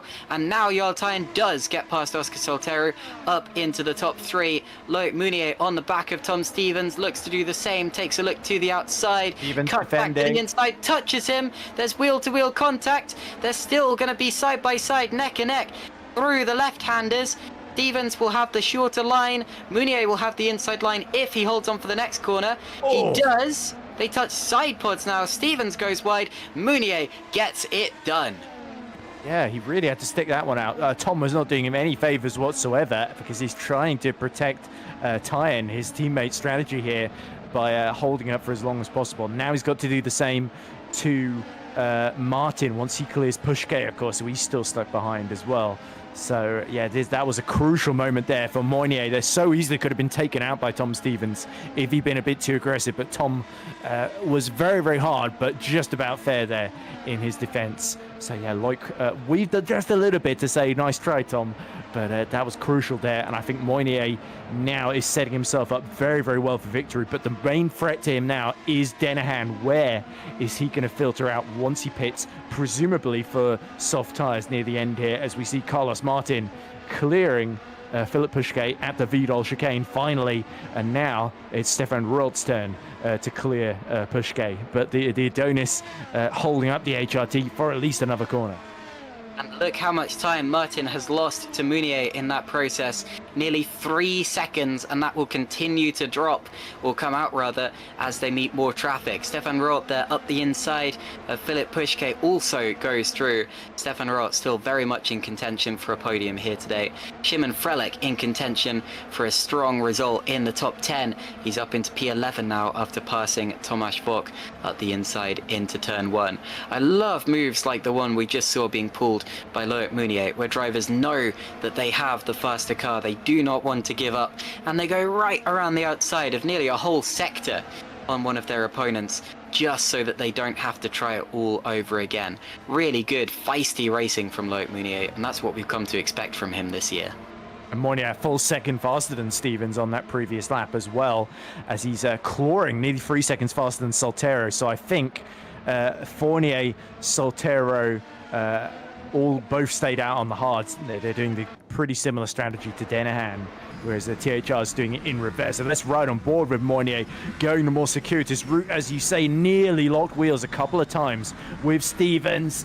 Did actually do so on the entry there for turn 5 and 6 as they escaped the Mercedes-Benz arena. But yeah, Mounier flat out and absolutely had to commit to that. That was brave and bold from the Spark Racing driver. Denahan now pits, and he's followed swiftly by Jeffrey Fournier. So Jarl Tyen inherits the lead for the time being. Mounier up to second. It looked like Mounier was trying to take the racing line, even though that meant driving through another car. Maybe he thought they were on ghost mode or something, but no, that was amazing stuff from Loic Mounier there, keeping it so tight with Tom Stevens. And talking of tight, this is Jake Denahan now, just in front of Maciej Młynek. Denahan's still on those old, well, no, he's not on those old hard tyres. He's just pitted, of course. He's coming out of the pits, and I think that's another set of hards that will carry him right the way through to the end of the race. So that means that Jarl Tyen now takes the lead. Could be mediums. I think it might be mediums if it updates, because I don't know why he would go hards when a lot of his competitors could well be running mediums at the end with, what, there's 23 laps to go. Well, actually, no, he did do 23 laps on the hard tyre, and it was THR that did 23 laps in the first stint, didn't it? And he did 21. So, yeah, it could be hards to the end, actually, so. Yeah, I mean, of course, you've got to remember that if it was that cut and dry that other cars could run mediums and he's running hards, then he wouldn't necessarily have gone for the hard tyres in that second stint of the race. He'd have put on mediums. It may well be that Denahan thinks the hards are the safer option here, and he may well end up being right. Now here's Jarl Tyen leading the race by nearly 4 seconds from Mounier. Mounier will be bringing that gap in, and Tyen, of course, will surely make another pit stop. I say surely, but actually, he pitted around the halfway point in this race. It will be a long, long way to go to the end. Well, he's used 2 sets of hards, though, so that's true. In terms of the rules, he's got to pit for a different compound. Yeah, I forgot that. Sorry about that. So he's surely going softs at the end of this one, Jarl Tyen. Oh, McGorky in the chat saying he's on a 2 stop. They're all on 3 stops. I hope you see this. I reckon he's referring to Jake Denahan there. And you may indeed be right, and we've been open to that for the whole race. That's why he is on hard tyres here, because I do not think that Denahan is going to pit again. But then again, there are other drivers who they've driven the race as if they're going for a 3-stop strategy, but I really do think that they're going to change their minds last minute and go the whole way. The whole Jan Grankvist Silverstone technique from last year. And we just need to wait and see who that will end up applying to and to what extent. But yeah, it's really... Owen, of course, saying only hard runners will be on 2-stop strategies. Again, potentially, but the thing with Super League is if you sound absolutely sure of something, you end up being proven wrong, and then it's you with your tail between your legs. Here comes Geoffrey Fournier, approaching Thomas Schwach, up the inside, and a straightforward move into the chicane, out braking, and goes through into P11. Nicely done. Yeah, Fournier pit just a lap ago then, so he's got significantly fresher tyres than Vac, who's been out on those hards for 23 laps, and they look like they're crying enough here. And Sven Schubert similarly has been out a while, as we see Philip Pushke is passed by Denahan, who sets a personal best lap of the race, 128.1. He is absolutely pushing out there, quicker from the Moynier by only a tenth, but Carlos Martin is actually the one setting the time screen like 128.0 as he's trying to break away from Ruel, who is within 7/10 of him and was 2/10 slower the previous lap. Yeah, all right, Geoffrey Fournier, still P11, about just over 1.5 seconds behind Sven Schubert in P10. Schubert driving a good race, but is probably due another pit stop. Carlos Martin here, chasing Tom Stevens. Stevens, we're pretty much certain, needs another stop. I think Owen might be right that a lot of these other drivers at the front of the field will also require another stop. They'll be on the faster tyres later on in the race, and of course fresher tyres, and it will be their job then to hunt down the likes of Jake Denahan. And there was a change of position further up. Who was that time? I was expecting to see someone come into the pits, but maybe not quite. And look at Tom Stevens going defensive here. Martin just about finds a gap and goes over the grass to make it stick. Really good move into turn 1 there. Carlos Martin, expertly done. Yeah, and as he does that, Ruel goes wide in the background, loses all the ground he just gained on Carlos Martin in that last stint there. So that is crucial. What you saw was Milnet clearing Pushke for a P7, so he's following through Jake Denahan on a not the same strategy, but yeah, he's been out at 10 laps on those tyres, with Denahan a pit about 3 laps ago then. So yeah, this could get very, very interesting indeed now. Martin finally got clear air between himself and Moynier, not have any other cars between, but it's 2.7 seconds the gap between the pair of them. So yeah, Carlos is going to have to get a move on here, and Yaltan, of course, being caught only by about 0.3 per lap by Moynier. Moynier knows Tyne has got to pit again. He's really got no choice because he has to run the 2 different compounds. So yeah, Tyne's lead is, like we saw at Silverstone, somewhat illusory because he still owes us a pit stop. What I'm wondering is, if the likes of Mounier and Martins need to stop again, why did they not go on hard tyres on that second stop? If they'd run the mediums just a little bit longer, which I reckon they could have done, they could have bolted on the hard tyres and cemented their positions. As it is, they were worried about pitting into traffic. Not sure. Potentially, but as it is, if they were to make another pit stop, they'd end up behind Jarl Tyen here. Jarl Tyen, who's leading the race and looks set to stay there at least until the second pit window. And it kind of seems like they've consigned themselves, Mounier, Martin, Ruel, etc., consign themselves to either coming second to Tyen or Denahan, depending on which strategy ends up coming first. And I really don't see how that happened. I think if they had bolted on, again, if they'd run a little bit longer on medium tyres in the second window and then bolted on hard tyres for the third window, they'd have pretty much guaranteed themselves as finishing ahead of Denahan. Here's another driver on an aggressive strategy, by the way, Soltero. He is actually 4 laps ago switched back to the soft tyre. So he's surely doing 3 stints on the soft tyre in this race, which is quite extraordinary. Purple first sector, unsurprisingly, having got the DRS past his teammate Fournier, who left the door open for him, definitely helped him out there. And we could be about to see Oscar Soltero, who has finished in the top 7, let's not forget, at Montreal, did get taken out in a collision with Laho at Silverstone, and now here at the Nurburgring he is challenging for a top 10 here. But this is an aggressive strategy. He's going to have to make these places up again, such as the rate he's cheering through these tyres here. So Soltero coming up towards the chicane. There's a little bit of a run up through here. Gets a really good exit, actually. And by the overspeed, I think he was probably using push to pass, and Soltero does go through on Schubert pretty decisively before the braking zone really gets going. Soltero up into the top 10, and of course he qualified in the top 10 as well. It was a really impressive performance from the relatively new driver, of course, only came in partway through the year. Jeffrey Fournier now will try to follow his teammate through on Schubert, goes to the inside, locks up a little bit, they tangle wheels. Ooh. Oh my goodness. And they get away with it, but Fournier will have to do that all over again. Yeah, that was Jeffrey sticking his wheels up the inside and sort of hoping that Sven Schubert would let him pass there. And Sven said, no chance, Jeff, you're going to have to do better than that. And he is now still stuck behind the Fraser Tartan. So it looked like Soltero was trying to help him out there, and it didn't quite work out the way Epic Racing would have hoped. Okay, we're going down towards the Dunlop chicane now, and into... Well, I was going to say into the corner. Sometimes, if you're much, much faster than your opponent, sometimes is an overtaking opportunity, but you really need a compliant opponent if you're going to pull something like that off. Usually it's only lapperies you see taking place into that corner where one car is getting lapped by another. But Fournier, following Schubert around the rest of the lap, sees his teammate getting away a little bit in the distance. And of course, Soltero will get away on those. Whoa, and a big spin for Fournier. Loops the car around, goes onto the grass. And I'll tell you what that was. That was a sudden change of direction with the DRS wide open, causing the car to get unsettled. He had so much more front downforce than rear downforce. And the rear tyres went, nope. Oh dear. Didn't we see a similar spin from... was it Ross earlier in the race when he was right behind the hoe? Yeah, so we did. That was nothing to do with the DRS because it was a different point on the track. Meanwhile, Shimon Frelich comes in for his last stop. 17 laps. I wouldn't be surprised if he tries it out.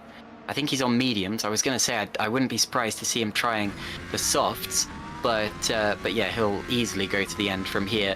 And he's in the points, and I think he will stay there. And I'm pretty sure he can even push for a top 10 position here. Yeah, Lalu just falling short despite an attempt to kind of undercut there. Not quite working out. He's been out on those tyres 9 laps. But yeah, Frelich, with his final stop of the race, he did 18 laps on the mediums in the last stint, so he should comfortably make it to the end there. He's done an absolutely superb job from the back of the grid. He's got through half the field. Now he's just got, I think he can easily get into the top 10. As you say, Soltero owes us another pit stop, so that is a position that should be comfortably his way, and he's got people on quite old tyres ahead of him. As now we see, interestingly, Martin has not really escaped from Steven. Steven has stayed within DRS as they're starting to lap the back markers here. Kanani, as you can see in the background, just behind Rolt there. But yeah, now Steven's, since he's still getting DRS, that's helping him gap Rolt, who is also being caught by Denahan here. But of course, Denahan has made his final stop, we believe, going to the end on a 2-stop. Not the case for those around him, and now slowly start to realise they've got to pit sooner or later. Philip Pushgate pulls the trigger. Yeah, it is a 2-stop for Shimon, isn't it? I mean, that was a very, very long second stint on those medium tyres. No, I think it's a 3-stop. That was his third stop, yeah, because he was so aggressive in that first stint. I was going to say that doesn't make sense, because that would have been double the length of the other medium tyre stints. But yeah, I guess I didn't pay attention to his second pit stop. Jorge Martinez also into the pits and returns to the race just outside of the points. Here's Tom Stevens running in fourth, and here's Jarl Tyen leading the race. He's being caught hand over fist now by Loic Mounier, who will be within DRS range of him within a lap. And Tyen, as you said before, does need to pit again by the regulations, because he would need to use more than just one compound of dry weather tyre through the final corner on this lap, out to the final straight, across the line. No DRS for him, he's too far behind those back markers you can see up ahead of him, and of course no one and Hoekstra directly in front of him. And Martin pits, and someone else followed him in, and it was Stefan Roth, so both of those drivers in for their last stop. It looks as if Owen McGorgy was spot on the money here, with Martin Roth having to pit. I think Mounier will probably have to come in as well as a result, and it's all looking up here for Jake Denahan, who has played this absolutely perfectly. Yeah, so long as he's got the tyre life at the end, as there we go. So Carlos Martin emerges 9th behind Fournier. And there we go. Roll is going to be in 11th behind Mark Schluter then. And there is Schluter right behind Carlos Martin there. So he just missed out. That spin earlier on through the Vidal chicane. Very costly for Mark here. Okay, now of course the question, as always, is will anyone change their strategy at the last minute and try to extend the tyres that they're on all the way to the end, even though they have no business pushing those tyres that far? There's always a couple of drivers who try it. And sometimes, every once in a while, it ends up working out. Loic Mounier here, 2nd position. We'll keep an eye on what he does. If he pits, he's surely got to do it now, because otherwise, the later he leaves it, the later he, or the more time he will miss out on those fresher tyres. Ooh. Is he going for softs at the end of the race here? Or is he trying to get DRS from tying? See, softs I think could go to the end from here. If he was going for softs, I'd have expected him to pit on this lap. It's risky though. Who went the long? What was the longest stint on the soft? It was like 15, 14 laps, wasn't it? But you got 15 laps to the end on on a lighter fuel load, as Winnick. You prefer to push them though. There we go. Milnek. He is almost certainly going to come out behind Rot here, so he should be sort of roughly in Sergio Fletcher territory. Be quite close here on exit. Winnick drops behind teammate Rot, which makes sense. Rot has been running ahead of him for the majority of this race. And I said this in the last broadcast, but this stage of a Super League race always reminds me of the Indy 500, where you have drivers who weren't expected to win, staying out really, really late, making it look like they're contenders, and then either just about making it to the line and having a shock result, or not quite making it and having to pit last minute, losing out on the points right at the dead. But right now, it's looking very good indeed for Jake Dennehan, who's only 4th but is expecting the 3 drivers ahead of him to make a pit stop. Oscar Soltero behind probably won't be able to go to the end without keeping, or without ruining his soft tyres. The next best driver I expect is probably Carlos Martin, who will be pushing like heck on those. And in comes Mounier, as we suspected. Loic Mounier does have to pit and will probably go for those soft tyres late on in the race. And Tom Stevens pits as well, but we knew that was going to happen. Looks if he stays on mediums, and he's going to have to back off just a little bit so as not to run into the back of Tom Stevens. Stevens does him a favour actually by pulling over into his box early.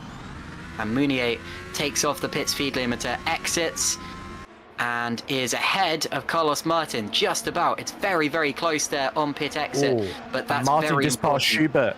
So yeah, he's not going to be held up by Schubert here, crucially, who's done 23 laps on both sets of hard. So he's doing exactly the same strategy as Tyan. Yeah, that's important in the strategy of this race. Tyan will pit very shortly.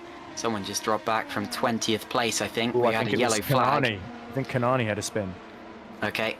Or it could have been Alex Lahou, maybe. But, here's a replay. I think it's Lahou.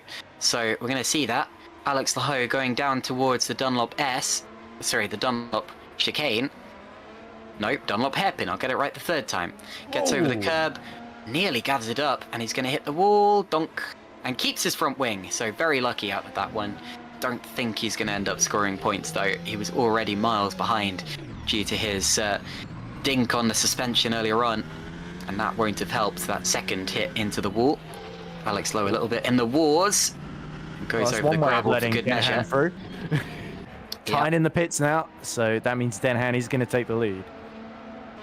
Jake Dennehan has played this absolutely awesomely, but to be honest, it almost looked too good to be true. It almost looked as if the strategy that he was on was too conservative, too safe, until it ended up working. And it just makes me wonder why other people didn't go for this, the soft, hard strategy, because it's just that obvious.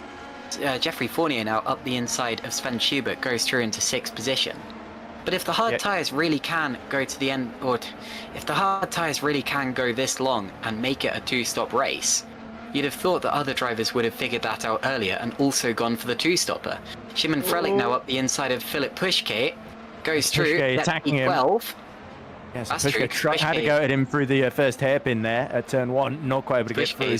Not long out of the pits, is he? Yeah, we should really focus on Tyne here because he's come out on the softs about a second behind, a second and a half behind Martin then. So we've got a three-way fight for second position here. Tyne has brought himself absolutely into play here. Yeah, Tyne and Stevens, as always, have played it excellently. They do not care where they qualify. They will always finish inside the top 10. And usually the top 5 as well. Jarl Tyne here has jumped the likes of Fournier. He's jumped the likes of Rort and Winnick. Of course, Fournier has jumped Rort in all of this. You can see he's up 11 places. Sven Schubert up 14, although I think he may still make another stop. And he's just been passed by Stefan Rort. Tom Stevens up 10 places, Shimon Frelick up 18, but we expected that. And was that Schubert pitting? Yep, that's Schubert pitting.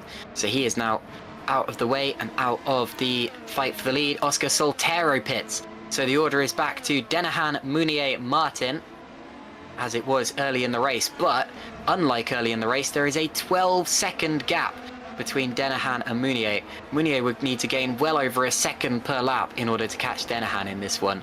I think Denahan has got this in the bag.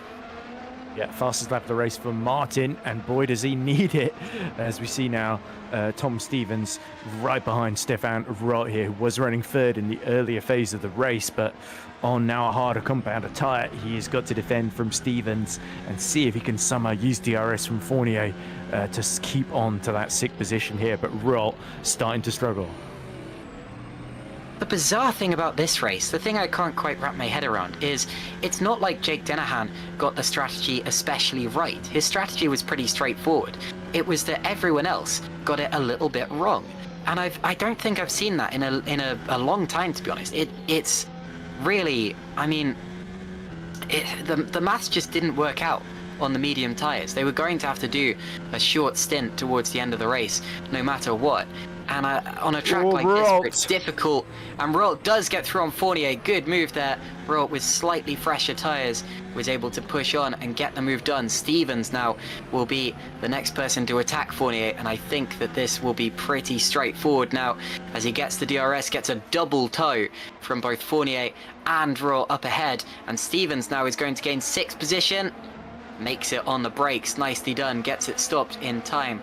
But yeah, the maths just never worked out on a medium second stint. They were always going to have to make another stop. And as this track is one that's relatively tricky to overtake on, I just don't see why more people didn't go for the 2-stop today. Yeah, and that's where the experience of Jake Denahan comes extremely handy in as a sort of plug-and-play driver. He's sort of the only one really available that is as good, if not maybe possibly arguably in from some people's mind even better than Jan Krankvist, and that he's not going to be panicked into sort of changing strategy and just copying everyone else does. He's just going to do his own race and keep lapping consistently, not lose any time to the cars behind. And you see he's got 10-second gap to Mounier with 10 laps to go. Mounier is lapping in the 26.9s, but he's having to really up his pace to keep Martin and Tyne at bay. Denahan not looking so hurried. He knows he just has to keep it together, and victory could well be his then in the final stages here at the Nurburg ring. But as for second position, Tyne now sets the fastest lap of the race. He is well and truly upon the back of Carlos Martin. The moment DRS starts opening up here, it's going to get very, very exciting, and we're having to see Carlos getting defensive and Loic as well, possibly. Okay, less than 10 laps to go now in this Super League Grand Prix of Germany. Jake Denahan leads it by just under 10 seconds from Mounier. Mounier is bringing the gap in, but nowhere near enough. Carlos Martin is third, Jarl Tyne is fourth. He's played this absolutely blindingly well, and honestly the most surprising thing about this is how little of a surprise that is. Stefan Rott is P5, then it's Tom Stevens P6. He may still gain another position. We may still get a double THR top 5, despite the fact neither of them qualified well at all. Jeffrey Fournier is P7, then it's Mark Schluter, Machin Winnick, and Shimon Frelick, who is up from the very back of the grid, having crashed out in qualifying. The driver who found out that he was a Super League race winner a whole week after he achieved the feat at last time out's British Grand Prix. And then the other drivers in the points paying positions as it stands are Philip Pushke, less than half a second off the back of Frelick right now. Oscar Soltero, who's just pitted and will be pushing on. Sergio Fletcher, P13, then Sven Schubert and Tomasz Vok. Still an opportunity for Jorge Marquez to score his second points finish, second on the bounce. And Xavi Rose is not far off either. It's been a rather anonymous day for... And look here at Maciej Winnick going past Mark Schluter here for P8. These two fighting in a battle that will be very important in the team's championship with how close it is out in front. And here's Jarl Tyen on those fresh... Is that soft tyres? I didn't see that he was on soft tyres, but that makes sense. There's Did 10 we see laps that? to go in the race. What did you think he put on? Well, of course anyway. he does. But anyway, Jarl Tyen here, who is pushing on for a podium now, is on the back of Carlos Martin. To finish my sentence, it's unfortunately been a rather anonymous day for Jakub Alalu, who will not be scoring any points for his team as they continue to struggle in the team's championship against the might of THR.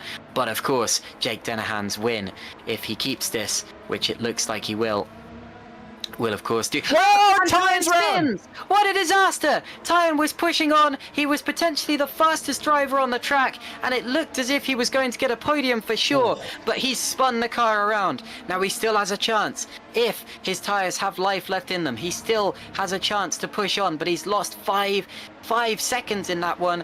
What a disaster for Jarl Tyen, who will have tyres that look like 50 pence pieces now. We're going to see a replay on board with the THR driver and an uncharacteristic mistake on the exit of the Dunlop hairpin, which has been the bane of so many drivers here. It was as soon as he touched the curb, the car just jinked to the left, and in his confusion, he swung the car back across to the right, spun it around, and was just able to keep it out of the barrier by holding the brakes. Good avoidance from Jarl Tyen, but that may have cost him a chance at P3. And look at Tom Stevens up the inside now of Stefan Roll, and he gets through in the final stages of the race. It looks as if THR may well get 2 cars in the top 5 when all is said and done.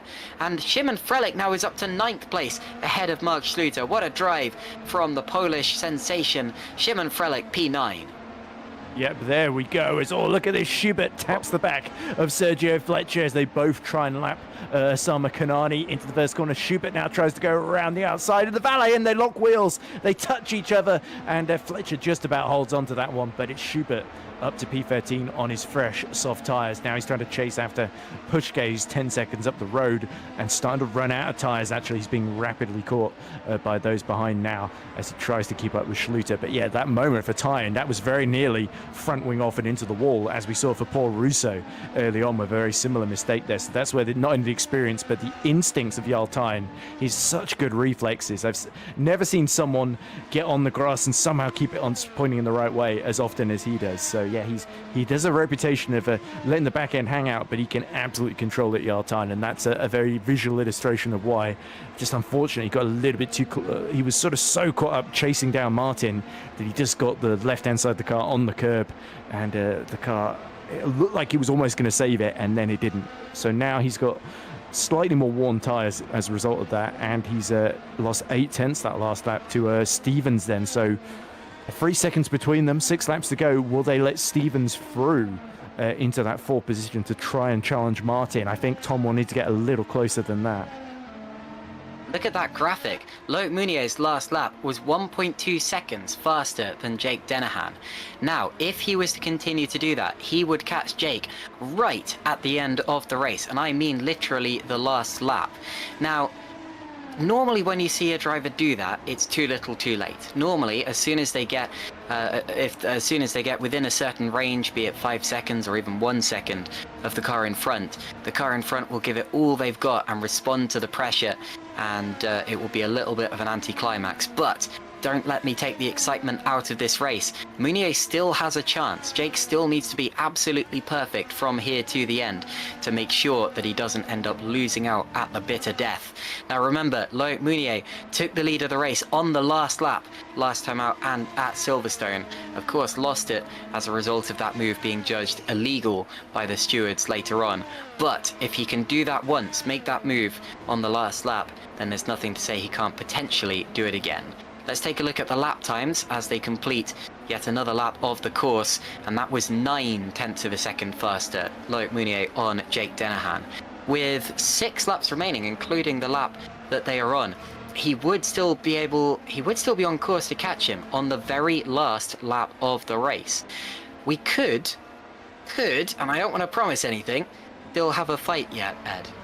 Yeah, Luke's certainly not going to give up, especially with Denahan sort of representing Grankvist to sort of defend his honor in this championship, which is a sort of odd thing. You wouldn't have expected this back in 2023 when the both of them were going head to head. Now Denahan is sort of switched. It's a poacher turned gamekeeper, isn't it, or so to speak, where he switched sides completely. And yeah, now Moynier, his close direct rival. So yes, Moynier has been in the same circles as Denahan. I think they've raced each other a couple of times. Oh, as we see lap car in between them dips a wheel into the gravel. So that will be a little distracting for Moynier. And problem is Moynier on those, he may be on the mediums on the softer compound, but his charge is just ever so slightly halting because he was slightly slower the previous lap than the one before, if I'm not mistaken. Yeah, he lost 3/10 compared to the lap before. This lap, Denahan 128.5, another 127.5 here, so he can't quite dip back into the low 27s, and I think that might be what saves Jake here. My goodness, this Look could at not Tyne, be more... by the way. Tyne 1.7 behind Martin. He's caught the time back up, so fair play to him. He's not giving up. Yeah, this could not be more tense. Late on in the race, Mounier took another second out of Denahan on that last lap. If he keeps doing that, then we will have that last lap showdown that I mentioned before. Now, I think I spoke too earlier on when I said that Jake Denahan had this in the bag, because Mounier has more pace than I gave him credit for. Here's Thomas Vogt going round the outside of Sergio Fletcher, a different SF, and just about runs it wide. Oh my goodness, and goes around the outside? Surely not. How did he have so much pace there? That was incredible. Keeps it up the inside. Thomas Vogt still has an opportunity, but it looks as if Fletcher will now gain it back, going into the S's. Fletcher on very old hard tyres here, whereas Vac is on the 16-lap old ones. Fletcher's been out of them on 21 laps so far, and then you've got Marquez, who's on 12-lap old tyres, who's all over the back of both of them, trying to get his second ever points in only his third appearance here. Yeah, and then lapped car just behind them. That's Osama Kanani, so don't worry about him. He is not in this fight for the points, although it would be great for Stacks if he was. Stacks the only team yet to score a point in this championship, and unfortunately time is rather running out. I know how that feels. With 4 laps to go in this race now, Jake Denahan and Loic Mounier's gap looks set to come in by another second. As look at Soltero. It looks like there's a little fight going on actually between him and Fournier, because he's just passed him late on in the race. Back through again, I think. Oh, yellows in the first sector as Pushke and Frelick come to blows. Did they? Okay. Pushke and Frelick still, and Pushke up into 10th place. There's more yellow flags. I'm not sure it was those two who came to blows. And this time Lahoe's dropped back behind Kanani, and a big twitch from Frelick. Okay, I think it was Alex Lahoe who came into grief there, whatever happened. Certainly there was contact between Frelick and Pushke there. So Pushke finally saw an opportunity there as, yeah, I think for Soltero, he had to pit again for another set of softs, and that's why, there we go, it was Lahoe's slowing down to let everybody through. All right. That was what gave Pushke the run with the DRS. Got up the inside. Frelick turned from the outside and bumped across him. Just a little bit. We've seen worse, but yeah, just a little bit of wheel-to-wheel contact. Philip Pushke into the top 10, and this is a pretty good drive from Pushke on his return. He's been struggling a little bit in Super League as of late, which is one of the main reasons that he decided to step back down to SL2, but I think he's been reinvigorated, and indeed we do have DRS for Jarl Tyne and for Carlos Martin as he lapped Wopke Hoekstra. And now they have now they have Wopke. I'm confused. They've got Carlos Martin. Oh, I see. I was confused by the fact that the TOP Esports car looks quite a lot like the green stripes car. Maybe that's just me. There's barely any green on this car. I was going to say, I hadn't noticed that before. Maybe that is just me, but anyway. Carlos Martin, obviously much higher up than Wopke Hoekstra, a whole lap ahead of him at this point in the race. And a change of position further back. I think that was Tomasz Vogt on Sergio Fletcher. Indeed it was. So Vogt up into 14th place, doubles his points tally with 3 laps to go. Yeah, Marquez has made it through as well into that crucial P15. So yeah, double points at the moment for Spark. But Moynier is not giving up on victory. 2.5 seconds away, but he's running out of laps here. And so too is Yartine if he wants to steal the podium from Carlos. Oh, it's not going to be a late move into Vidal from that far back, surely. And yeah, the THR man knows it. Can the Norwegian overcome the Spaniard here? Carlos is going to defend this like crazy. Oh, and a little twitch from Martin. This may be the opportunity that Tyne's been waiting for. He will need to have some push to pass left in his tank, because otherwise he won't get close enough. And here we go into the chicane, into the hairpin, and he wasn't close enough, but Martin definitely thought about throwing a big defensive block in there. Eventually decided that he didn't need to. They're too far back from Moynier now to really think about challenging him. He's not worried about losing any more time to the Spark Racing Team car. Carlos Martin's race is with the THR cars behind him. And here is Loic Mounier, who took, only 0.7 of a second off Denahan on that last lap. He's not going to be within DRS range going onto the last lap of Jake Denahan. Well, he might still, but it'll be close. Martin's got a problem. He's going to have to lap Falkenhayn while keeping Tyne at bay here. So that could be very, very tense here, because Yartine absolutely relentless, as you'd expect. And Martin in a very, very difficult position. He's just got to hold on, but can he do so? As Schubert clears Schluter on what's been a terrible second half of the race for the German there. Sven Schubert, though, gets past his fellow countryman into the top 12. Okay. We're watching Carlos Martin now. Whoa, that was close with Falkenhayn. And look at Yartine. Oh. What an opportunistic move up the inside. Nearly slammed into the back of Falkenhayn as they went through, but made it stick nonetheless. And what a move that was from Yartine. That was like Senna and Mansell at Hungary all of those years ago, passing the back marker. Now we're going down the straight onto the last lap of the race. Martin trying to come back at him. We'll take a look to the inside. We've seen him make that move before, going over the grass. This time he forces Tyne wide, and they'll come back. He'll cut back. He's on the outside. He'll try the cutback maneuver again on the exit of turn 2. Oh, and gets cut off. The nose just cut off that car. Luckily, not literally, and someone's just taking a trip through the gravel in the background. I saw that. Now we're on the last lap, and Mounier is within DRS range of Denahan. He will get one opportunity, and that will be up into the Vidal chicane. Surely it's not enough. Surely it's too little, too late. I said that Denahan had it in the bag. I was a little too early in saying that. It certainly has not been an easy finish for the Super Venturi driver, the Super Venturi Super Sub.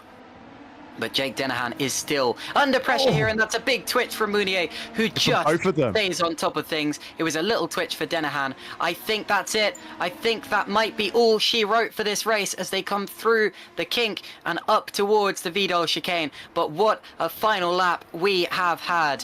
And Jake Denahan, after all this time, has proven that he still has it. Out to the final corner, dominant Denahan proves why he belongs at the top of Super League, at the top of the GPVWC ladder, and wins the German Grand Prix like he never left.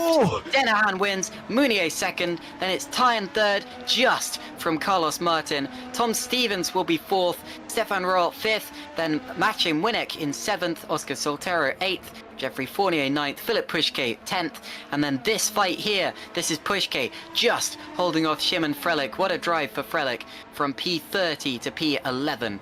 He will be disappointed still because of that qualifying mistake, but in terms of pure race pace, I think he should be very happy with his performance. I think driver of the day there is a toss-up between Denahan and Tyne, both of them in the top 3 against all odds. Denahan with that immense pressure towards the end of the race from Loic Mounier.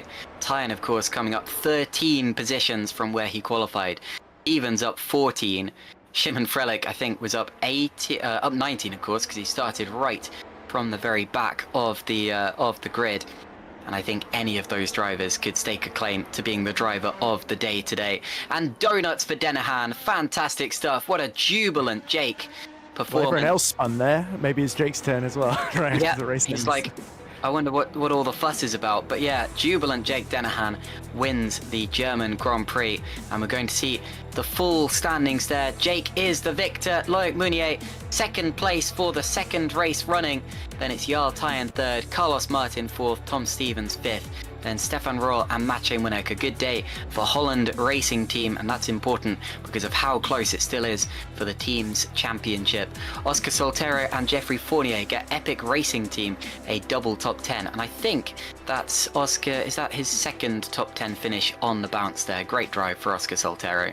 Then it's Philip Pushke in top 10. He returns to the top as well, and it's a day for returning champions as Philip Pushke cements 10th position late on in the race. Shimon Frelich P11, then Sven Schubert, Mark Schluter. What an unfortunate result for him after that spin and that drop down the order. Then it's Tomasz Vok and Jorge Martinez in the points. Once again, the rookie. Then Sergio Fletcher, Jakub Lalu, disappointing day for the second Super Venturi, and unfortunately we've said that quite a few times this year. Xavi Rose misses out on points in his first race for Adonis. Then it's Michael Falkenhayn, who does finish his first Super League Grand Prix. No points, but hey, it's a finish and you can build on that. Wopke Hoekstra, P20, brings the Green Stripes car home in a solid position, but no points there. Alex Laho, P21, after hitting the wall twice. Hassan Knani finishes P22, but only one lap down at the end of that. And then a slew of DNFs. Federico Rosso hit the wall in a rather embarrassing accident. Dylan Fisher, we didn't see what happened to him, or at least I don't think we did. Chris Shepard hit the wall. Alessandro Maggio had a disconnect. Justin van der Smissen just kind of disappeared, as did Pascal Pollens, who I think had technical gremlins. Actually, come to think of it, Van der Smissens were technical gremlins as well. And then Moritz Kropp and Vin Glenn both retired quite early. And we now have a chance to speak to some of the drivers who took part in that race. And I'll give... let's speak to Loic Mounier there, because we don't yet have the race winner. But Loic Mounier, second position, gave it a really good run at the end. What a close finish. Loic, how are you, and how did that look from your point of view? Yeah, the qualifying was really tough. I had such a good lap in, but unfortunately couldn't make it, couldn't pull it out. So, well, fourth is still very good on such a tough grid, but tough for me to not have a mixed bag of feelings in qualifying. The race happened really well. The first stint was really slow for us, but that helped us out, save the tires to go a bit longer than we planned to. And yeah, the strategy worked out brilliantly. I had a great engineer to help me out with that. And yeah, made the best of the 3-stop. That was the fastest option for me. So I wasn't stuck in the midfield, so I could afford to go for the fastest strategy. Yeah, I will share a word to my father. Nothing in particular, he just really likes Germany, and I think it's great to have a podium for my father in this country. Thanks, Dad. Loic, you said that the 3-stop strategy was the fastest, and that may have been the case on paper, but you had Jake Dennehan pulling off that 2-stop strategy on the hard tyres, and of course he got the advantage of track position. How important is track position here, and did you consider the 2-stop that Jake went for? We absolutely considered 2-stop because as soon as a car train becomes 2, 3, 4, 5 cars, it's virtually impossible to overtake. Just the first 10 laps of the race, you probably fell asleep. You needed to get a ringtone on your phone to wake up for the pit stops. Because nothing can happen unless the second car in the train decides to go for an overtake. You cannot do anything. So it's really important to master where you're gonna land in your pits, and if you cannot have a clean air, can you go for 1 stop less? Because as we saw with Jake, although he wasn't the quickest on the first stint, he still made brilliant use of his clean air and made the most of when we had traffic, notably with THRs or Epics or so whatnot. That's really where his strategy ended up being faster, and that's what you said on paper. 3-stop was better, but you always need to consider the 29 of the cars you're sharing the track with. Yeah, absolutely. But at least it gave us a good show at the end there. You just, honestly, I think one more lap and you'd have had him. Is that a fair assessment? No, because Jake saved most of his battery to get That's what I said as well. He had a clean race. He didn't even use to use his battery to get the places he wanted to be. We needed to use a lot of P2P to make the overtakes. That's where I've lost the win, but that's not where I've lost the race, because it would have been the same. That's oddly poetic, actually. The last thing I've got to ask is, if you had won the race, you would have been championship leader going into the next round. You're currently 2 points behind. Did that play on your mind, and will it play on your mind going forward? My only objective today was to beat Jake Denahan. Hats off to him. I didn't, but it's on the championship. You have to be smart. You need to think, okay, my rival is not there. I have to make the most of it. But Jake is a really good friend of me and a brilliant driver. And it's not the first time he beats my ass, but yeah, it was the mindset for today. I know that the next round there could also be Jan not being there. So now I'm gonna have to look at Tom behind me, make sure I outscore him whatever happens in Spa, and then I can do what you said. Fair enough. Well, congratulations on yet another podium, on getting closer to the championship lead, and yeah, best of luck at Spa-Francorchamps. Thank you. Thank you very much. Okay, so with Loic Mounier having finished second position, I'm now going to hand over to our regular interviewer, Ed Hunter, because, Ed, I can see our race winner waiting for you.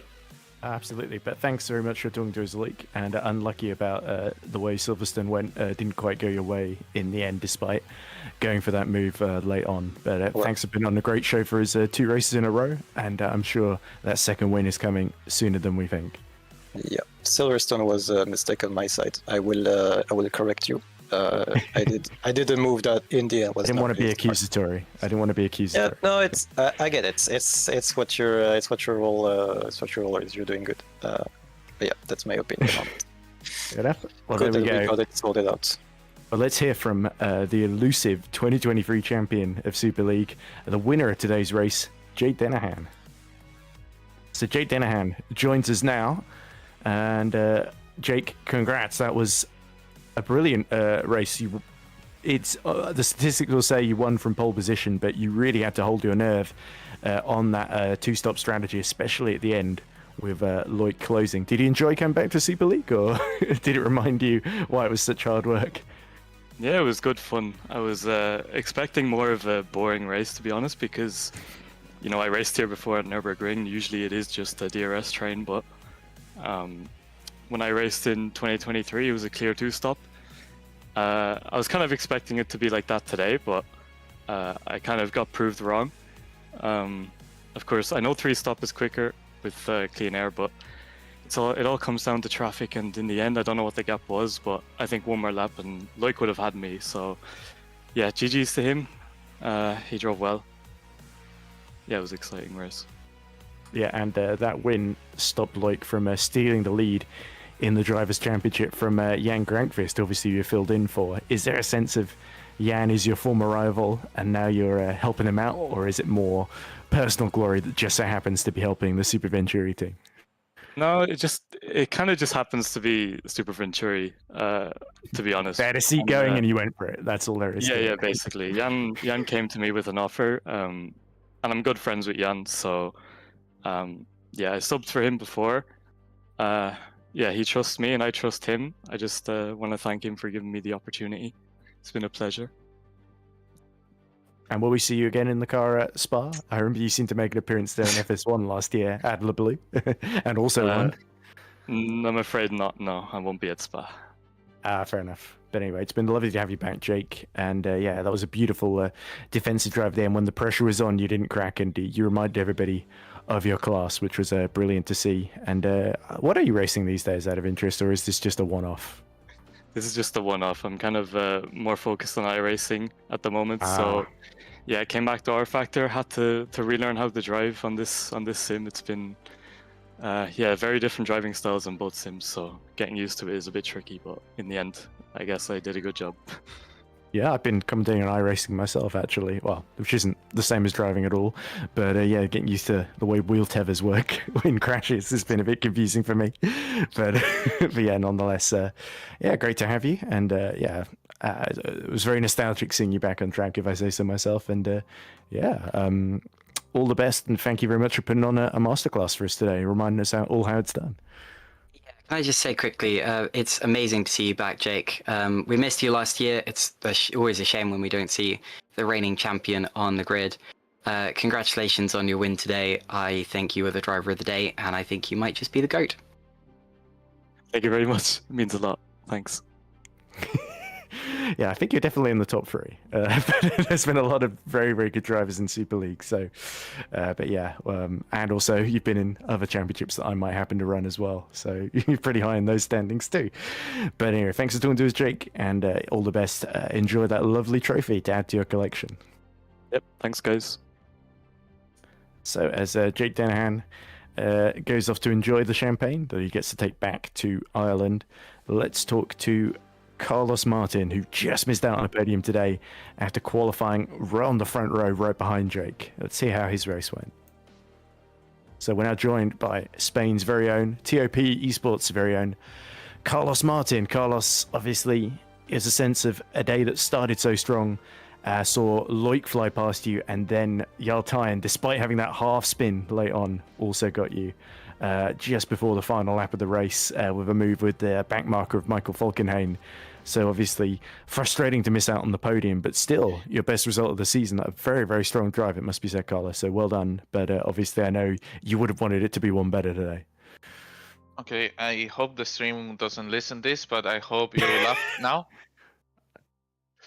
Do you hear it? No? Oh, you have the soundbar muted. I wanted to troll you a bit. No, I heard it. I heard heard it. Okay. Not so easily trolled, despite what some of the people in the Discord chat here seem to think. But anyway. Yeah, I think there are multiple factors that made us lose the podium today. Some not related to my driving, some related to some blue flags and some drivers not having the standards to race in Super League, to be honest. And then I did a mistake by myself in the pit exit. I knew it was very tight in the last stint with Schluter. I didn't want to lose 1 second behind him, and I sent it from the pit exit, and I completely destroyed the front right. I took 8% of the tire in just that braking, and then I had a lot of issues steering to the left. So that's on me, even though the external factors took the chances to defend better. But well, reading the race now, our intention was to do a 3-stop. We always understood this was the fastest approach, even though we had to overtake. But when we saw Jake having a extremely dreadful pace at the beginning, we knew he was going for a 2-stop, trying to hold the 3 stoppers, and we were very close to actually switch to a 2-stopper and just copy Jake and stay on the DRS. But I wanted to be ambitious. I felt myself with good pace to even win the race today. Even though our engine was not the greatest, we selected the worst engines we had available for this race. So finishing before, and Shimon unfortunately having the quali incident, still in the points. So good for him. Overall, I'm happy. I'm not pissed off I lost the podium. It's just a shame. I was more pissed off I lost the pole. I trolled the last sector. Yeah, especially that final corner. You kind of Oliver Terraced it, if I say so myself. Sorry, yep. Oliver. But yeah, anyway, so P4 to your name. A good day for TOP in the team standings, at least. I think you stay P3, but close in a little bit on Super Venturi. Well, I think if you haven't lost ground to THR, that's the key thing. Yeah, that's the issue, right? But considering we had worse engines than them, especially Shimon, which was a completely dead engine. 38%, wasn't it, going in? Yeah, 38. Mine was 50. They had a 70% engine. So, it's... Oh, they're doing great. They're able to capitalize starting from so far back. So props to them with that. I loved the semi off-track overtake I did on Tom with 2 wheels on the grass and 2 wheels on the track. I don't know if that was seen on stream, but that's a proper candidate of overtake of the year, to be honest. And but I have fun. Overall, it has been a year that we personally I couldn't show how much I improved as a driver compared to last year. I don't think ever I will have finished 7 seconds off from Jake, even with the worst engine. So personally, I'm very happy. And just a word on the Drivers' Championship, you're up to P8 in the standings, I believe, on 57 points now. Matthew Williams, he seems to be out of it, so I think P7 is up for grabs essentially just ahead of you. Well, Spa's next. Are you feeling excited about this final phase of the season? Yes, because I personally used already 3 dead engines. You have to use 4 dead engines. Oh, well, I mean, one of them was it's Indianapolis, where you're out on the first lap. Yeah. Yeah, well, I was taken out. Happens, it's racing, right? I used 3 dead engines already, so I only have 1 left to go. I've counted many teams didn't use any yet, and this year it's a big difference. It can be like 1.5 tenths, just if you used an engine a race or not. And Spa, if you use a pretty used engine, it will be bad. And I cannot tell you, we will use a new engine there. We are bringing a big package of upgrades to Spa, and the plan is to develop until the end of the season. The goal, even though we are trailing, is to aim for constructors. Doesn't really matter my position in drivers' standings, to be honest. Well, I mean, it would be a consequence to go up if I do good results and we try to catch up on THR, which are, seems they are, you know, they have plot armor. they start so far behind and they capitalize so well, and that's something we have to learn from them. Absolutely. But anyway, it was great to see you running up front, Carlos, and unlucky not only losing out on the pole but also the podium, but nonetheless P4 for you. That's really, really solid points, and yeah, best of luck for Spa. Yeah, thank you. And I like the fact that I could semi-overtake Jake in the formation lap. You did, I noticed. Yeah, I was trying to just, you know, we were speaking now and he thought, oh, I thought you wanted to overtake me the first stint. And I said, oh, that was the formation lap, mental difference. Well, take care, guys. Thank you for the broadcast. Cheers, Carlos. And as Carlos Martin exits the commentary box, let's drag in everybody's favourite Frenchman, Geoffrey Fournier. Vote. So, Geoffrey Fournier joins us now. Qualified P7, I believe. Finished ultimately P9. But nonetheless, a pretty solid day for the Epic Racing driver with his teammate Oscar Soltero just ahead of him in 8th. Geoffrey, well done getting to the end of that one. It's good to have you back after a few races away. Obviously, your last finish was that podium in Spain. But yeah, nonetheless, good points today. And Epic have... a lot has happened at Epic while you've been away. Not all of it positive, lots of crashes, but good to see a double points finish for the team. Hello, yeah, it was an interesting race. Pace was not too bad, but yeah, it's obviously very hard to fight against those guys at the front. And yeah, as you mentioned, double points for Epic, which is not common this season, so we will take it, yeah. And I can't wait for Spa, where we will have a very good car. Hopefully with Oscar again in the car, so we'll see. Yeah, it's been the man of the moment in Grand Prix Virtual World Championship, isn't he? Being promoted from every tier very, very rapidly. What was it like when he made the decision to do the extra stop, didn't he? He did 2 stints on the soft tyres at the end and had to pass you in both of them. Was there a sense in the last one, did you think about maybe trying to fight him, or did you realise it was better for the team if you let him through? Because Milnik was a couple of seconds up the road in the end. No, yeah, the goal, well, it was impossible to fight him anyway, due to the tire advantage. But yeah, the goal was for him to catch Maciej, which he didn't do. But yeah, no, it was a good one. And obviously, you said you were excited about Spa.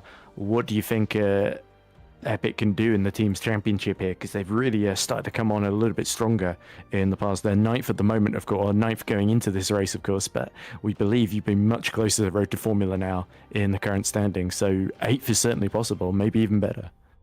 Yeah, I expect Epic to have the best car for Spa, so a double upgrade coming up, so we'll see.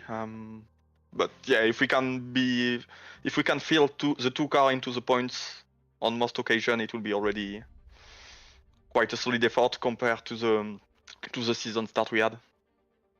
Indeed. Well, Jeffrey, it's always a pleasure to speak to you, and best of luck. You've got a very devoted fan base that, of course, was cheering you on all the way. And yeah, best of luck for Spa and the rest of the season. Thanks for talking to us. Thank you. See you.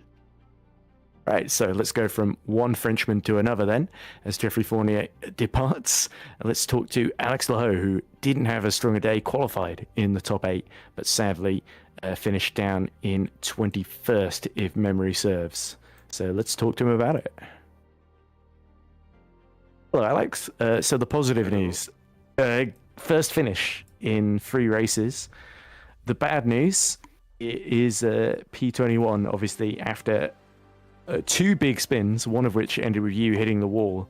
And unfortunately, that sort of denied you a chance to finish in the top 8, of course. And everyone was catching Denahan. You were right behind Jeffrey when it happened.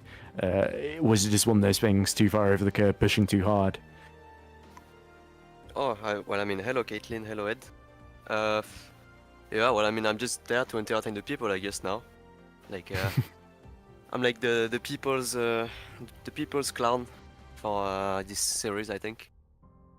I think what Carlos seemed to think there are a few others that take that crown who are a little bit less experienced than you in Super League.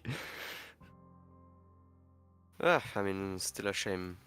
It's quite embarrassing, the performance I put up today. I mean, last 3 races, I guess.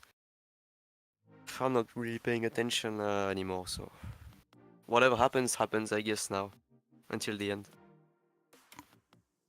Is there anything you can do about it? Obviously, you and Thomas working together, trying to get the most out of that car. Is there a sense that maybe the things you're doing just aren't working? Because obviously you qualified P11. It wasn't a total disaster. It was just a one mistake pushing a little bit too hard just compromised your race today. And obviously Thomas has had his fair share of incidents the last couple of rounds as well, and didn't get in the points today either.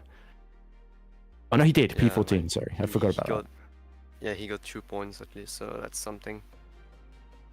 Yeah, I have no expectations for the next 7 races, so we'll just go and drive, and that's it. Absolutely. If I get points, that's good. If I don't get points, I don't care. Well, fair enough. But anyway, there's a lot of people, myself included, that are still cheering you on, Alex. I think when we saw what happened, nobody was more upset than me. So, well, apart from you, maybe. But so I wouldn't take it too much to heart. I'm sure we're going to see you back at the front in Spa. So best of luck for that, and thanks to talking to us. 1,000 of practice laps for Spa. Let's go. Hey, well, don't work too hard, Alex. It's unbecoming. It's not the Lahoo way. Anyway, thank you very much for talking to us, and yeah, we'll see you in a few weeks' time. Yeah, see you 2 weeks, I guess. Is there a break? No? I don't remember. Don't care. I think we already had a break. Okay. Because I remember Spa being like a week after the first week of August. You really are a clown. I dismissed you. You can go now. I check. Oh no, it's in 2 weeks. 31st of July. Yep. There you go. There's gonna be a birthday race. Okay, I have to get P1 now. All right. Okay. Well, don't eat too much. I need to get P1. It's my birthday. I need to get good. Okay. All right. Well, if that's the motivation. Let's go. Fair enough. Birthday present P1. Hey, well, I'll give it to you if I can, mate. Yeah. We will try. Thank you very much, and yeah, sweet dreams of that birthday P1 if possible, or at least a decent birthday result would, I think, be achievable. Yeah, we must. Right, I think we just got time for one more, as Alex Lahoe hopefully leaves, but we just have enough time to talk to not TOP driver. It's of course Stefan Ruot, of course. Stefan. Oh yeah, bring him in. Bring him. Yes, of course. Stefan, who finished qualified very high up the field, fell down to P6 for HRT in the end, but nonetheless a great performance from our 2021 champion. Let's hear from him now. So Stefan Ruot joins us now. Stefan, it was a really, really strong qualifying for you. P4 on the grid in the end, and a promising start to the race. You passed Jake Dennehan at one point, but unfortunately the strategy not quite playing into your hands. Tom Stevens got you late on, and you ended up P6, just a second ahead of your teammate Maciej Milnek then. So a good day for the team, but did you feel there was more on the table there? Yeah, I think it was a pretty good result for the team. The quali was very unexpected. Actually, the whole result is pretty unexpected. We took bad engines here, and I don't think there were many more that had bad engines. So I think You'd be surprised. There were many. I thought there were like 70% of the grid had a good engine or a better one. But in any case, I think... Only AK here had 100% engines. Everybody else had less than 70 or less today. No, I understand, but we had like a 30% one. And oh, you did, didn't you? But in any case, I think 6-7 is better than we expected. The last stint was just a bit slow. I have to look and see why that happened, but the rest of the race went pretty well. Indeed it did, and it's been a real turnaround for your season, hasn't it, Stefan? Because obviously you had that run of 5 races where you failed to score a point, and since then Canada really was the turning point, wasn't it? Because you've not been outside the top 10 since. Has it just been the car's been a bit better? Has Maciej Milnek forced you to up your game a little bit, or is it just one of those things where you finally feel a bit more comfortable? Yeah, indeed. I think it's multiple things. I had switched around my wheel because I had a failure in the United States race. But also working with Maciej, working with the team just to get a bit more comfortable, better setup. I told the guys how I got P3 with what wings I used, and I used 5 less than the rest of the team. I guess I just have to do it every time now to be comfortable. I believe Holland Racing Team are close significantly on Adonis, so you've caught up quite a lot on them in this race. Do you think that 4th position in the championship is yours for the taking now? I think actually you might be a point ahead of them. Yeah, 129, 128. There we go. I've just seen it being done on the spreadsheet. Yeah, we're definitely looking ahead now, and the performance is getting better. Maciej is still, I think, in for the title this year, so we'll do anything we can to get him up there. And for the team, we'll just look ahead and try to gain some more places. Absolutely, and best of luck to Maciej and to yourself for the rest of the season, and to Spa in 2 weeks' time, Stefan, where we're sure the HRT train will keep trekking along very, very nicely indeed. Thanks for talking to us. Thank you. Behind me. Of course, we haven't forgotten about you, Alex. Well done on P21. Okay, there you go. You happy now? You made it to the end, even though the odds were very much stacked against you. Oh yeah, well, to be fair, I made it to the end because Loic promised to watch Breaking Bad again like the last season if I finished the race today. So... Wow, okay. I Basically, didn't realize the stakes were so high. Yeah, the stake was so high. Like I would have retired on lap 18 if not for that. So I just kept on going, put something like videos next to me, and just drove. It's literally Brian Cranston and Aaron Paul that are keeping you going in these races. Then quite literally powered by meth, right? That's crazy. That's crazy. So anyway, going back from Breaking Bad, let's break back into commentator mode and take Caitlin Penny back in to conclude the broadcast, because I think we've talked to pretty much most of the top 10 there in that race. Obviously, a very satisfying victory for Jake Dennehan. Loic Mounier, a very strong performance. He's 2 points away from Jan Grankvist.